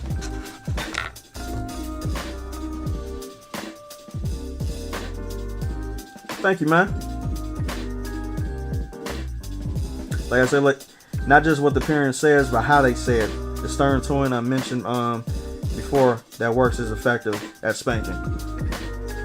Now, see, I think for me, What I'm gonna do with my kids is apply that method though.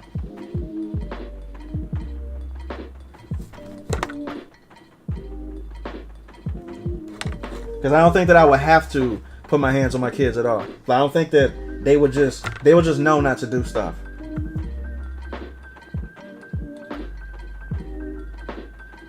And then if they do get out of line or do something like that, like, you know, hopefully they don't get to that point, but I will.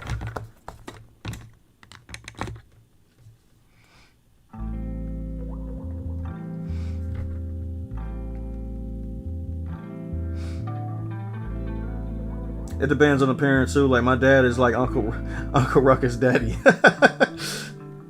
That's what I'm used to. Well, I definitely had a bit of a rebellious stage as a teenager. Like it's just no more than when wearing clothes my mom didn't approve of and skipping class sometimes. That's about it for me. Damn, so I did shit completely different. Y'all don't even know what y'all do not want to know the shit I did, man. I'm gonna tell y'all one day, but I hung around the wrong people. Strictly because, you know what I'm saying? Like, so I didn't really know what to do with my life.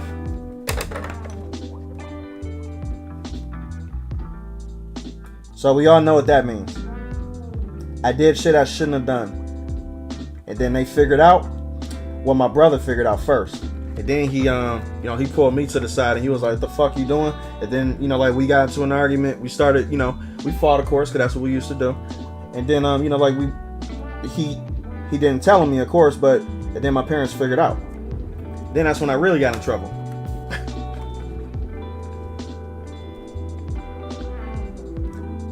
I told y'all, man, like this art shit actually saved my life. I'll be a completely different person if I didn't pick this shit up. So I'm glad it did. Because this is the happiest that I've ever been in my entire life. Because before this, like it was a wrap. I was just doing dumb shit. Just straight stupid stuff. And that's why too, like, when I do have kids one day, what I'm going to do is I'm going to try to teach them not to do that part. Because like, they'll have a bit of me in them. And I'm like, nope. You got to turn down that shit. Find them a profession very young. Get them doing stuff, hobbies, whatever the fuck, you know. It being involved, really.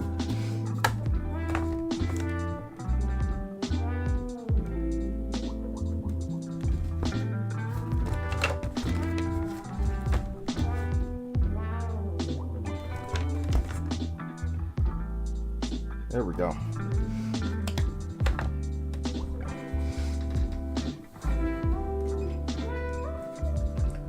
Yeah, that's what makes us human. But you know what though? Like we go through stuff so we can explain stuff to other people though.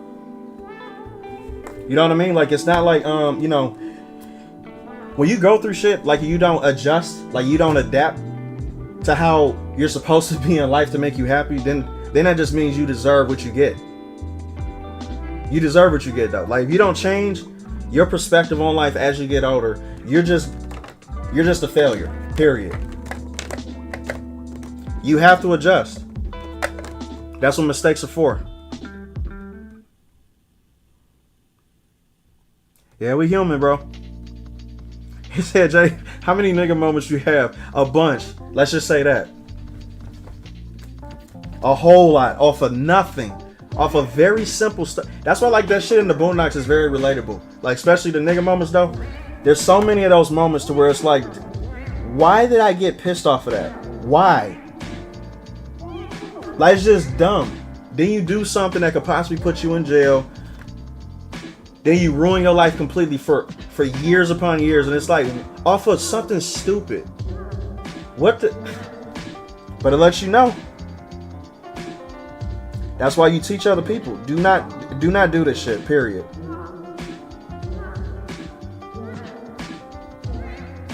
You have to have experience to tell people to not do shit. Captain, what's up, man? Appreciate the 5, brother. He said, "Hey, what have I missed?" Not much.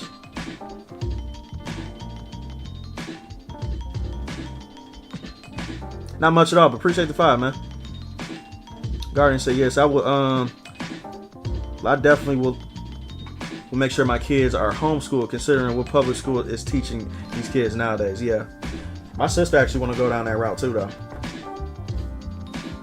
I didn't agree with her at first, because I was like, well, you taking away the experience of, you know, dealing with real life and dealing with kids and stuff. She's like, nope, trust me. She educated the fuck out of me on that too. I was like, oh, that kind of makes sense. Okay.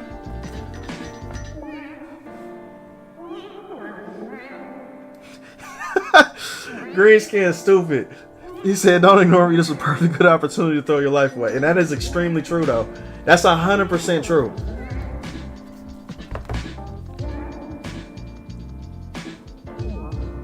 Over what? I don't even get agitated anymore, man, like, with certain things, though. When it comes to, you know, dealing with stuff in real life, which I barely even deal with anyway.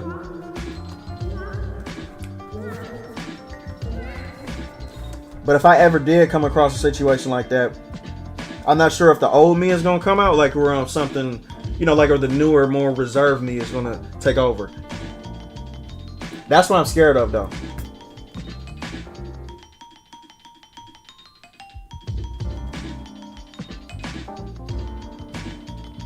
That's why, too, I barely put myself in situations where that situation can't actually happen. That's why with the fireworks that happen down, you know, like in my city, I stopped going to those events because there's always something going on down there where people are fighting, shooting, doing whatever the fuck, right? So I stay completely away from those events.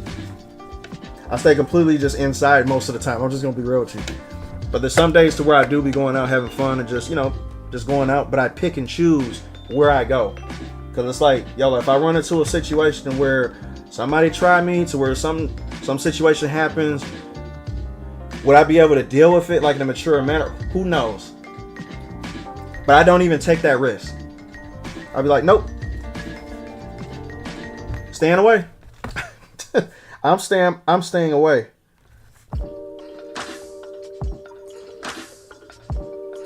I don't want to get caught up in nothing.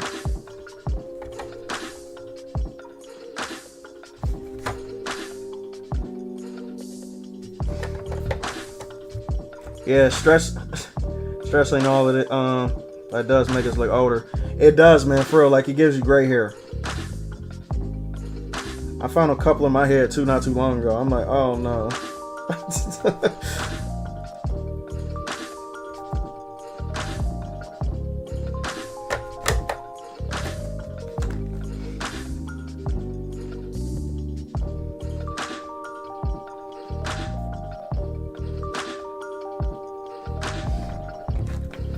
This turned out pretty good though. It's simplistic, you know what I mean? Like, and it's still early. It's only 10:21. Motherfucker.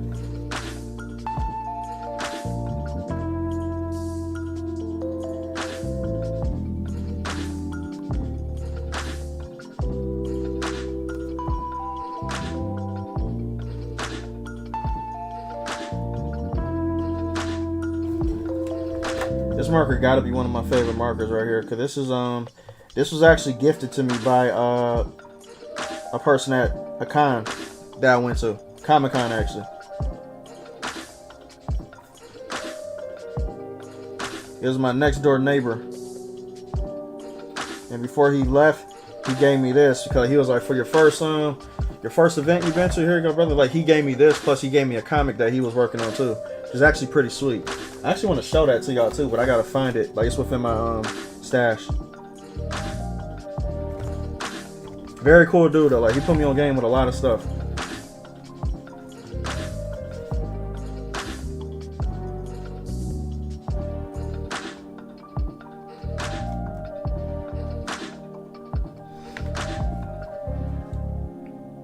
Baby Spike, what's up?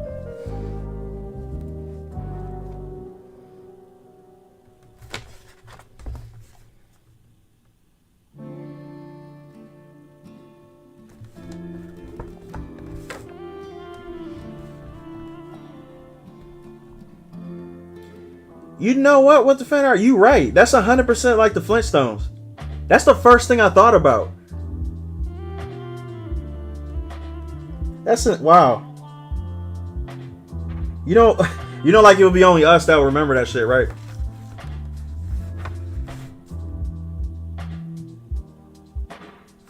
Most younger people know what the Flintstones are, but they don't have deja vu when it comes to the Flintstones because they didn't grow up with it. But that is what it reminded me of. Yeah. That's crazy. Wilma. That's old school.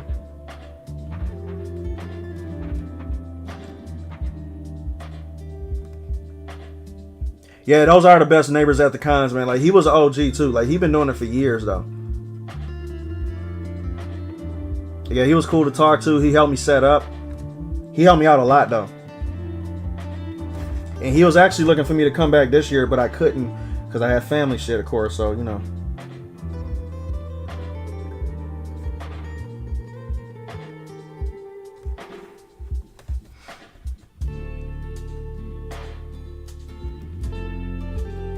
Gladiator 2 trailer. Yeah, I checked it out. To tell you the truth, I like Denzel. That's the only reason why I might actually see it. But I do have a problem with Denzel being in that role.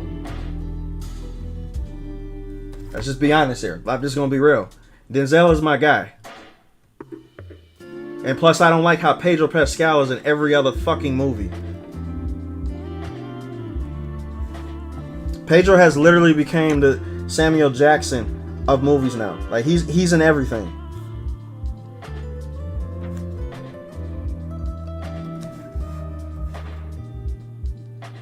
And plus, I don't like the music they use in that trailer. It's just stupid.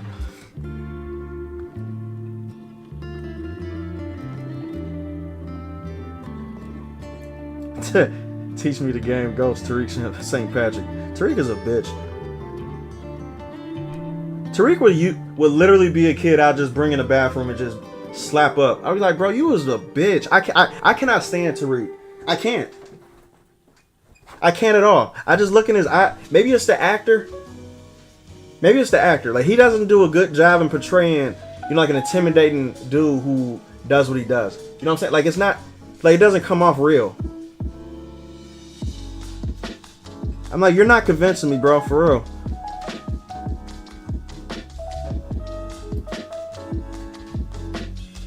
In the first season, she attends a God's party, and she gets decked out in this blue and white gown, and it's really elegant. Are you talking about her? I've seen the Flintstones become my mom like the Flintstones. Oh, there we go. I was a kid. I was a good kid. I avoided and focused on my studies like you should, man. That's good. I knew by watching other people, respect is important. That's the route that I'm gonna teach my kids to go. 100%. Oh yeah, the Pink Panther. I forgot about that too.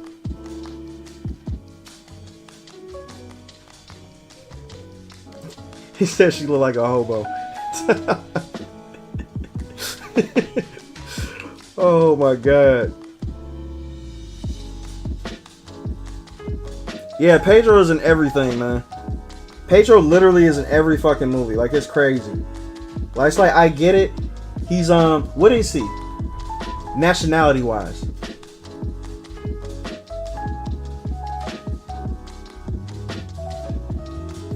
I'm trying to get it correct before I say anything though.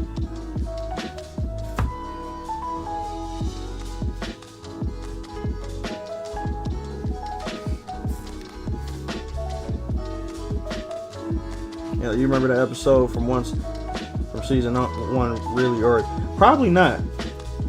My memory sucks when it comes to that, man. But if I do see it, I probably will remember though.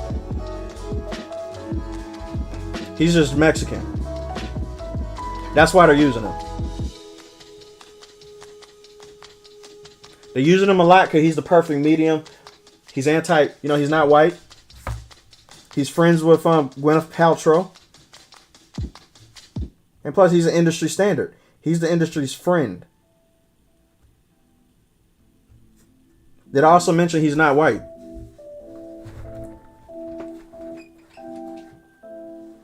I think I did mention that, but I wanted to say it again. Yeah, Pedro Pascal as the Mandalorian was good. But Jesus Christ, I don't want to see him in everything. But he's the safest choice when it comes to ESG. Because he still has that little bit of representation.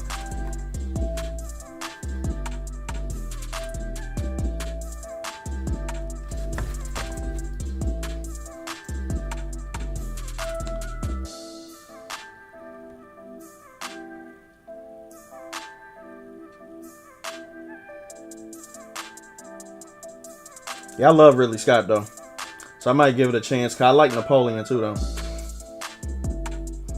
So yes, I remember when I was in high school, I was like 14, and this guy decided I was his type and just came up to me and grabbed my butt. Really? They do that shit over there? Me being small back then, I just turned around and kicked him in his jaw. You did good though. That's why I be trying to teach my sister. I be like, if anybody touch you, especially a guy, you turn around and kick him. Right there in the nuts. And she was like, okay. She never had to do it though, but you know. I didn't know they did that over there though. I know they did that over here. Good job though. Was he on the ground when you did it? Plus, doesn't Pedro have a trans family member or something like that? I think he does. I think he does. Pedro is extremely woke. That's the reason why he's getting picked for all these roles too, though. It's because of his where he sits at. He's the industry's favorite now.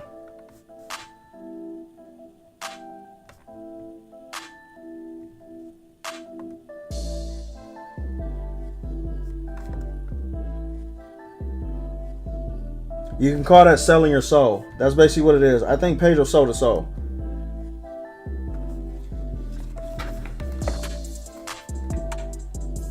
Not literally, of course. You know what I'm saying? Like, not like he sold himself, sold soul to the devil. He sold himself to the industry.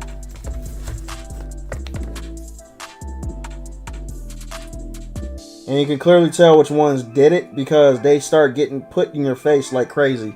And it's like, why am I seeing this person so damn much?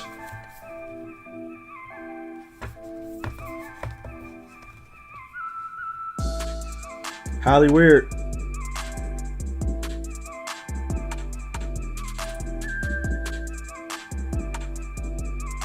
What movie with Ethan Hawke? With Ethan Hawke?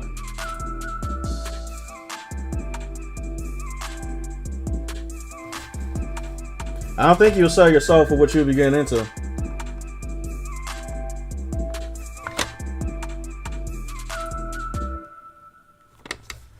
Most people say they would, but trust me, the industry is fucking crazy. I got 2 people that I'm related to in the industry.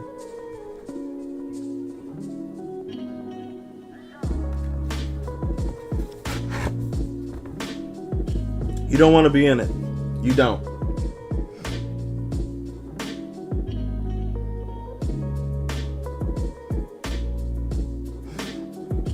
He said, but it ain't worth that much though. You seem like a good dude, man. You got a soul. Everyone was getting their hair cut like Maximus after Gladiator first came out. They was though. That was back in the day, though. Yeah.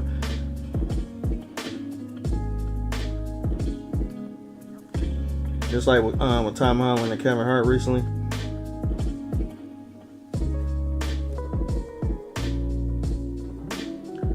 What about Kevin Hart and Tom Holland? I haven't heard about that. Oh, Bollywood is completely different. Bollywood doesn't get touched.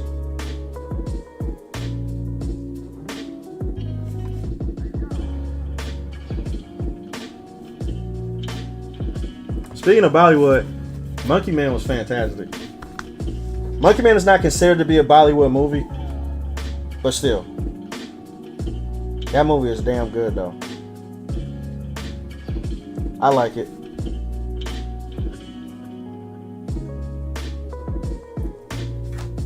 I like Dev Patel too though. Dev Patel is he's very good. He's talented.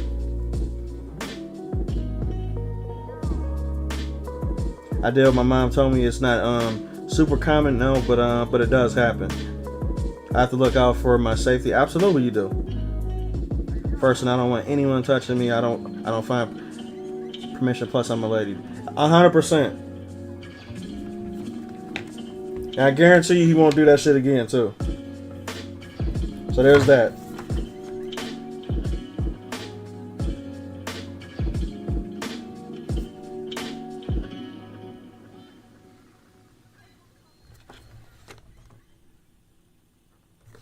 So I taught my sister a couple fight moves though, just in case.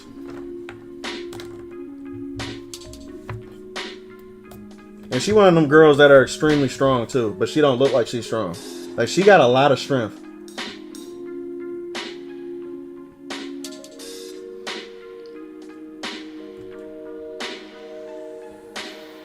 I don't know, but Ethan Hawke and Pedro Pascal was I think they were Cowboys. Are you talking about Brokeback Mountain? Brokeback Mountain has what's the name? Was Heath Ledger and somebody else. I forgot who the fuck else was in that movie. I know Heath Ledger was in there, but that was Brokeback Mountain. Maybe there was another one with a cowboy. Why are they always making cowboys do that shit? Whatever. That's if that is the case. There was a point where Tom Holland and Kevin Hart wasn't everything. Oh yeah, true. Yep. Jay, have you seen my plus size elf yet? Nope, but I'm watching it today when I get off. I got it right on there.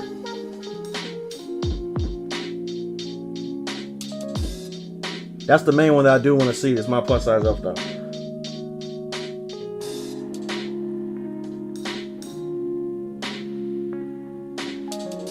I know, Roofy, like it is annoying as fuck. Like it's very, very annoying. I can't stand it myself.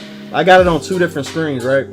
Just to see how many ads will pop up. Like I'm keeping count of all of them too, though.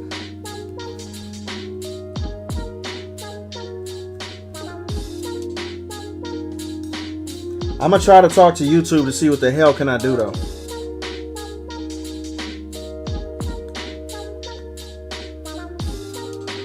No, Brokeback Mountain is a completely new movie. I think too now. See, now since I'm monetized, I can actually apply for a manager. You know, like on YouTube, to where like so I can actually talk to somebody that actually goes hand in hand with YouTube, and it can get paid through my ad revenue or some shit like that. Who knows? I don't know how this shit works, but I can hire a YouTube manager now to where like you know. I actually could figure shit out.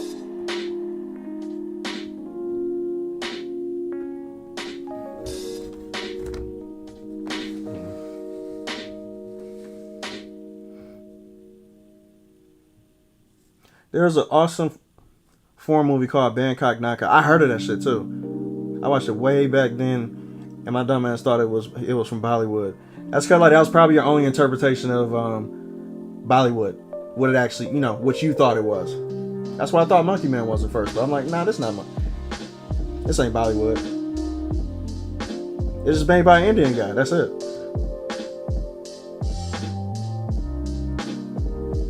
Well, nobody should ever touch anyone without permission. Like, it's especially not okay.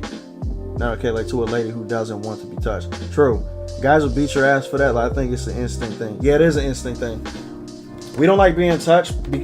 That's the reason why, like, they would think twice for doing it to us, but they think that since women are, you know, smaller and weaker, they think that they can just do that. But it's like, no. That's why I taught my sister many different techniques on what to do. Plus, too, like, I brought my mama some mace. Just in case if I'm not around, you know, to deal with certain situations, I'm like, y'all need to protect yourself. And this is how y'all do it. The sketch is looking hot. Appreciate it. Thank you. He said there hasn't been much outrage on my plus. He said he's disappointed. Oh no, trust me, we're gonna talk about it. Especially when I watch it.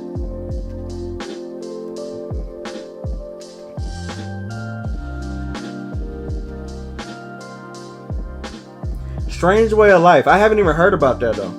And that's the movie that they're in. Interesting.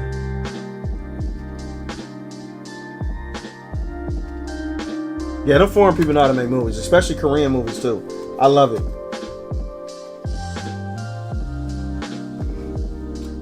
Jay, like, do you encase your sketches or laminate them? I actually put them in these thingies.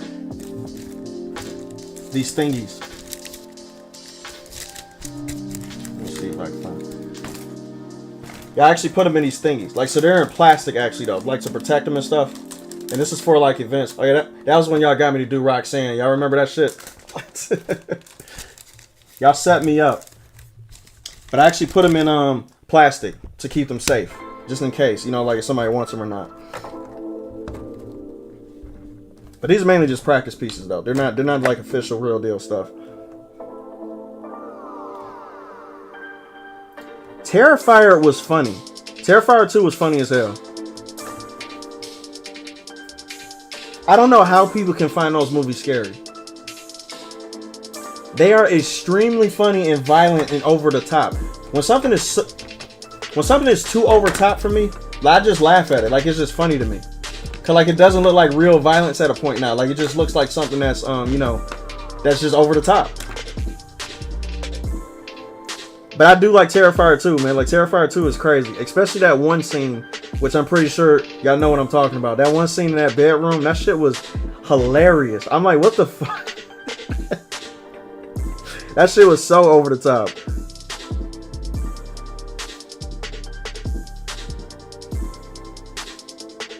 Art the Clown is a G, man. Like, he's like one of those people who's he's gonna be up there with Michael Myers and you know, those type of serial killers. He's definitely gonna be up there. Gave his daughter a knife to fight off grabby guys. A knife? Now you gotta go with less lethal but incapacitated, because with a knife you still have to work. You still gotta work for it. With a spray, with mace, there's nothing they can do. You shut them down. So that's why I give him mace.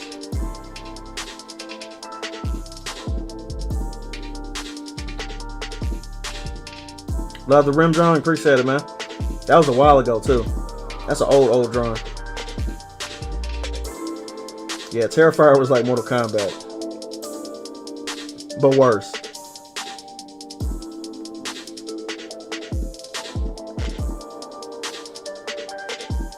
What is Sakura?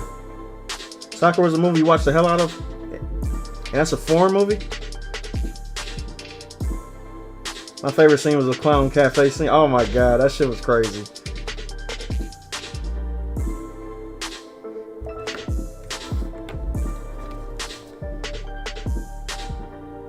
You made me want to watch that movie again. I'm gonna watch the first one first. I like the first Terrifier too, though. I ain't gonna lie, that saw in half scene was that kind of got me at first, and then I just took it for where it was for. I was like, oh my god, they actually gonna show it? And they showed the entire thing. I was like, oh wow, okay, now I know what movie I'm watching.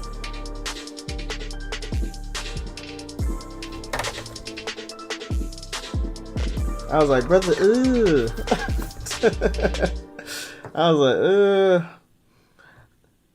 Talking movie with Donnie Yen, and he directed it. Oh, say less. I'm seeing it then. Donnie Yen is my dude.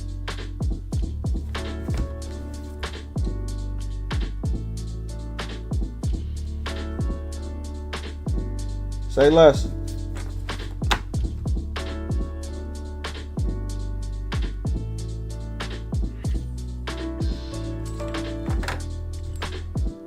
I'm a huge Donnie Yen fan, man.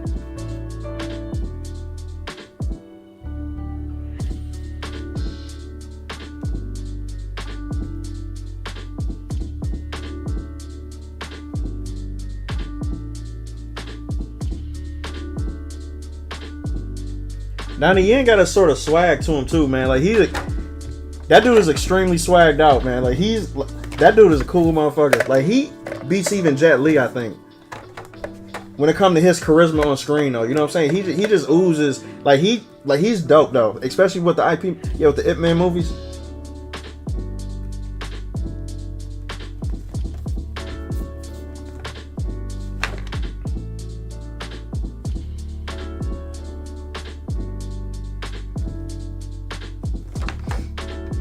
Donnie Yen, directed a movie either after doing John Wick 4, and then he finished up. Oh wow!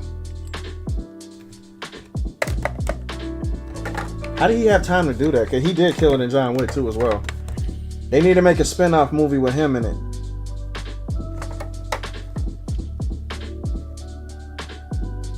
I think it's It Man, IP Man, some shit like that. But I always call it It Man back in the day.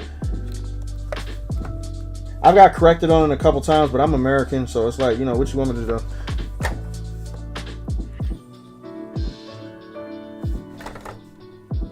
People's like, yeah, it's It Man. No, it's IP Man. Like, what? I think what the fan art is actually right, though. I think, like, that is probably how you say it. I think it is, Epic. Oh, Jesus Christ. I give up. I'm just gonna call it It Man.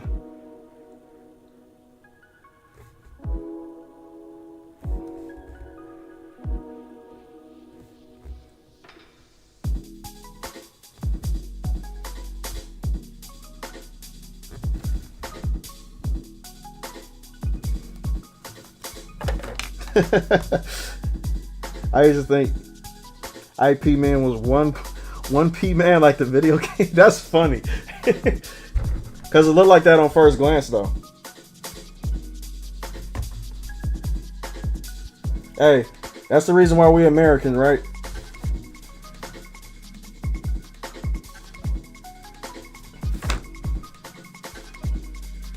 Well, me per se. I'm an American, so I say American shit.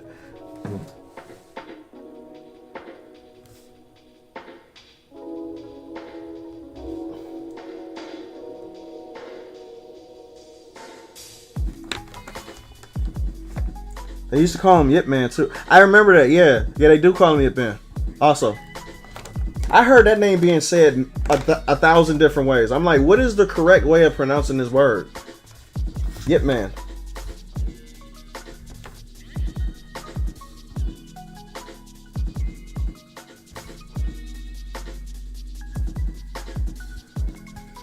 Yeah, he was in Rogue One, wasn't he? A blind man who was more like a Force monk than an actual Jedi. Didn't have the cool powers, but fully surrendered himself to the guidance of the Force, which was just dope. And he was highly underutilized. Highly. That was probably the only cool part. No, there's two cool parts in Rogue One. One was with Donnie Yen, plus it was at the end with Darth Vader. Those are the best parts of that movie. And you talking about a non-Star Wars fan. I am not a Star Wars fan at all. But those parts were dope.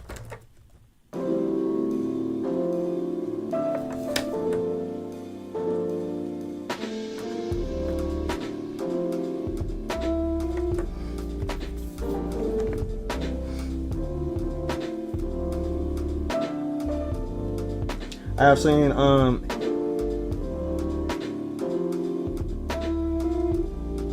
wait, so you seen It Man 1, 2, 3, but 3 and 4 I haven't seen yet. Good. Cause they progressively got worse.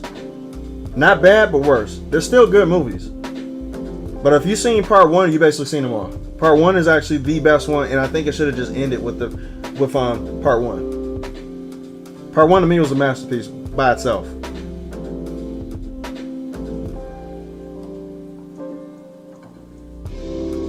I think like he even talked about how his kids influenced him into doing Rogue One. I could see that though.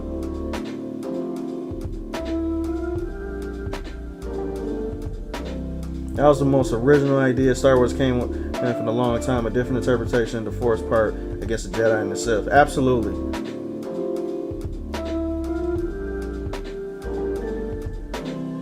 While like I am not as small as I used to be at 4'11", 140 pounds.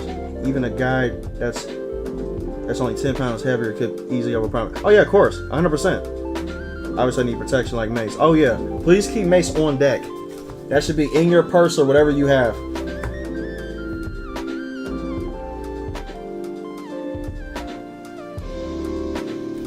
Never know when you're gonna need that bitch.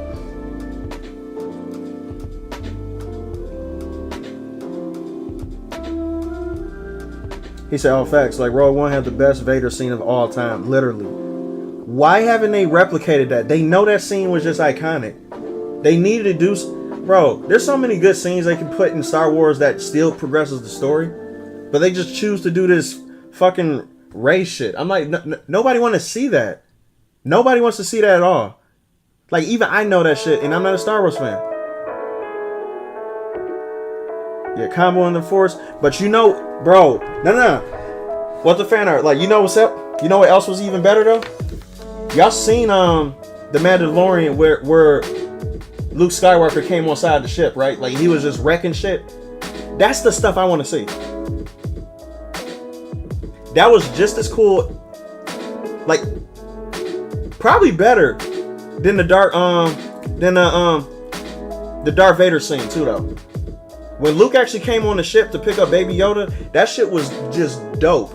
They need to do more shit. Come on, man. Nobody cares about Rey. Nobody cares about Rey at all.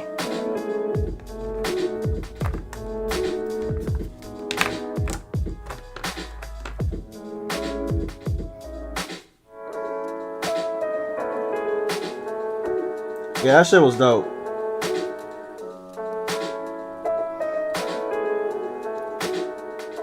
He said, as a Star Wars fan, I don't want to see Rey either. That one scene alone is probably the best in the entire series. Yeah, true, 100%.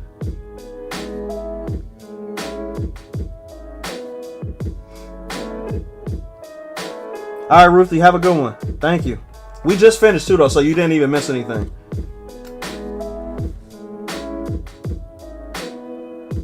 I am basically done. And we finished early too, before even 11 o'clock. Disney could literally piss money by adapting the EU on the big screen. We already have sequels to the original movies and the books. They're never gonna do that though, because they want to keep up with their agenda. Yes, like the Luke scene in Mandalorian 2 was amazing, boss. But like I was talking about, best Vader scene ever done, and that's Rogue One. That's 100% true. 100%.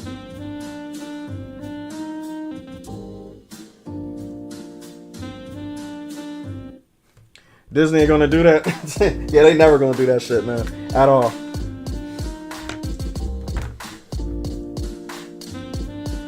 right, I'm gonna do that.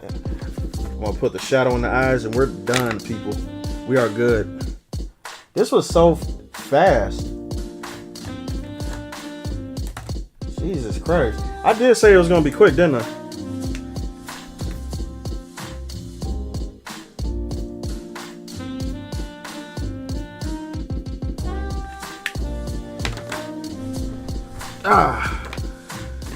I literally missed the violence in those shows. Even in the Clone Wars on Cartoon Network had people getting decapitated. I did watch that show. That show was actually goated. God, that show was good, man. Clone Wars was amazing. That actually got me into what's the name? Star Wars a little bit. Until I just gave it up. I'm like, I'm just not interested in it. Cause like that shit's stupid. To me, the chef's kiss Star Wars will always be Obi-Wan versus Anakin. Oh yeah, of course, 100%. That's peak lightsaber combat. Top notch. Jayla, can you do Sailor Saturn next week? That's if it gets picked. We'll see. We'll have another vote on Friday to see what you guys put down, and if it gets picked, it gets picked. Yeah, she got a super simple outfit, so it's not really that much that I have to do with it, but yeah. All right, people, my butt about to hop off. I'm about to post this on IG, of course. I don't know why I still post this shit on Instagram, but I do.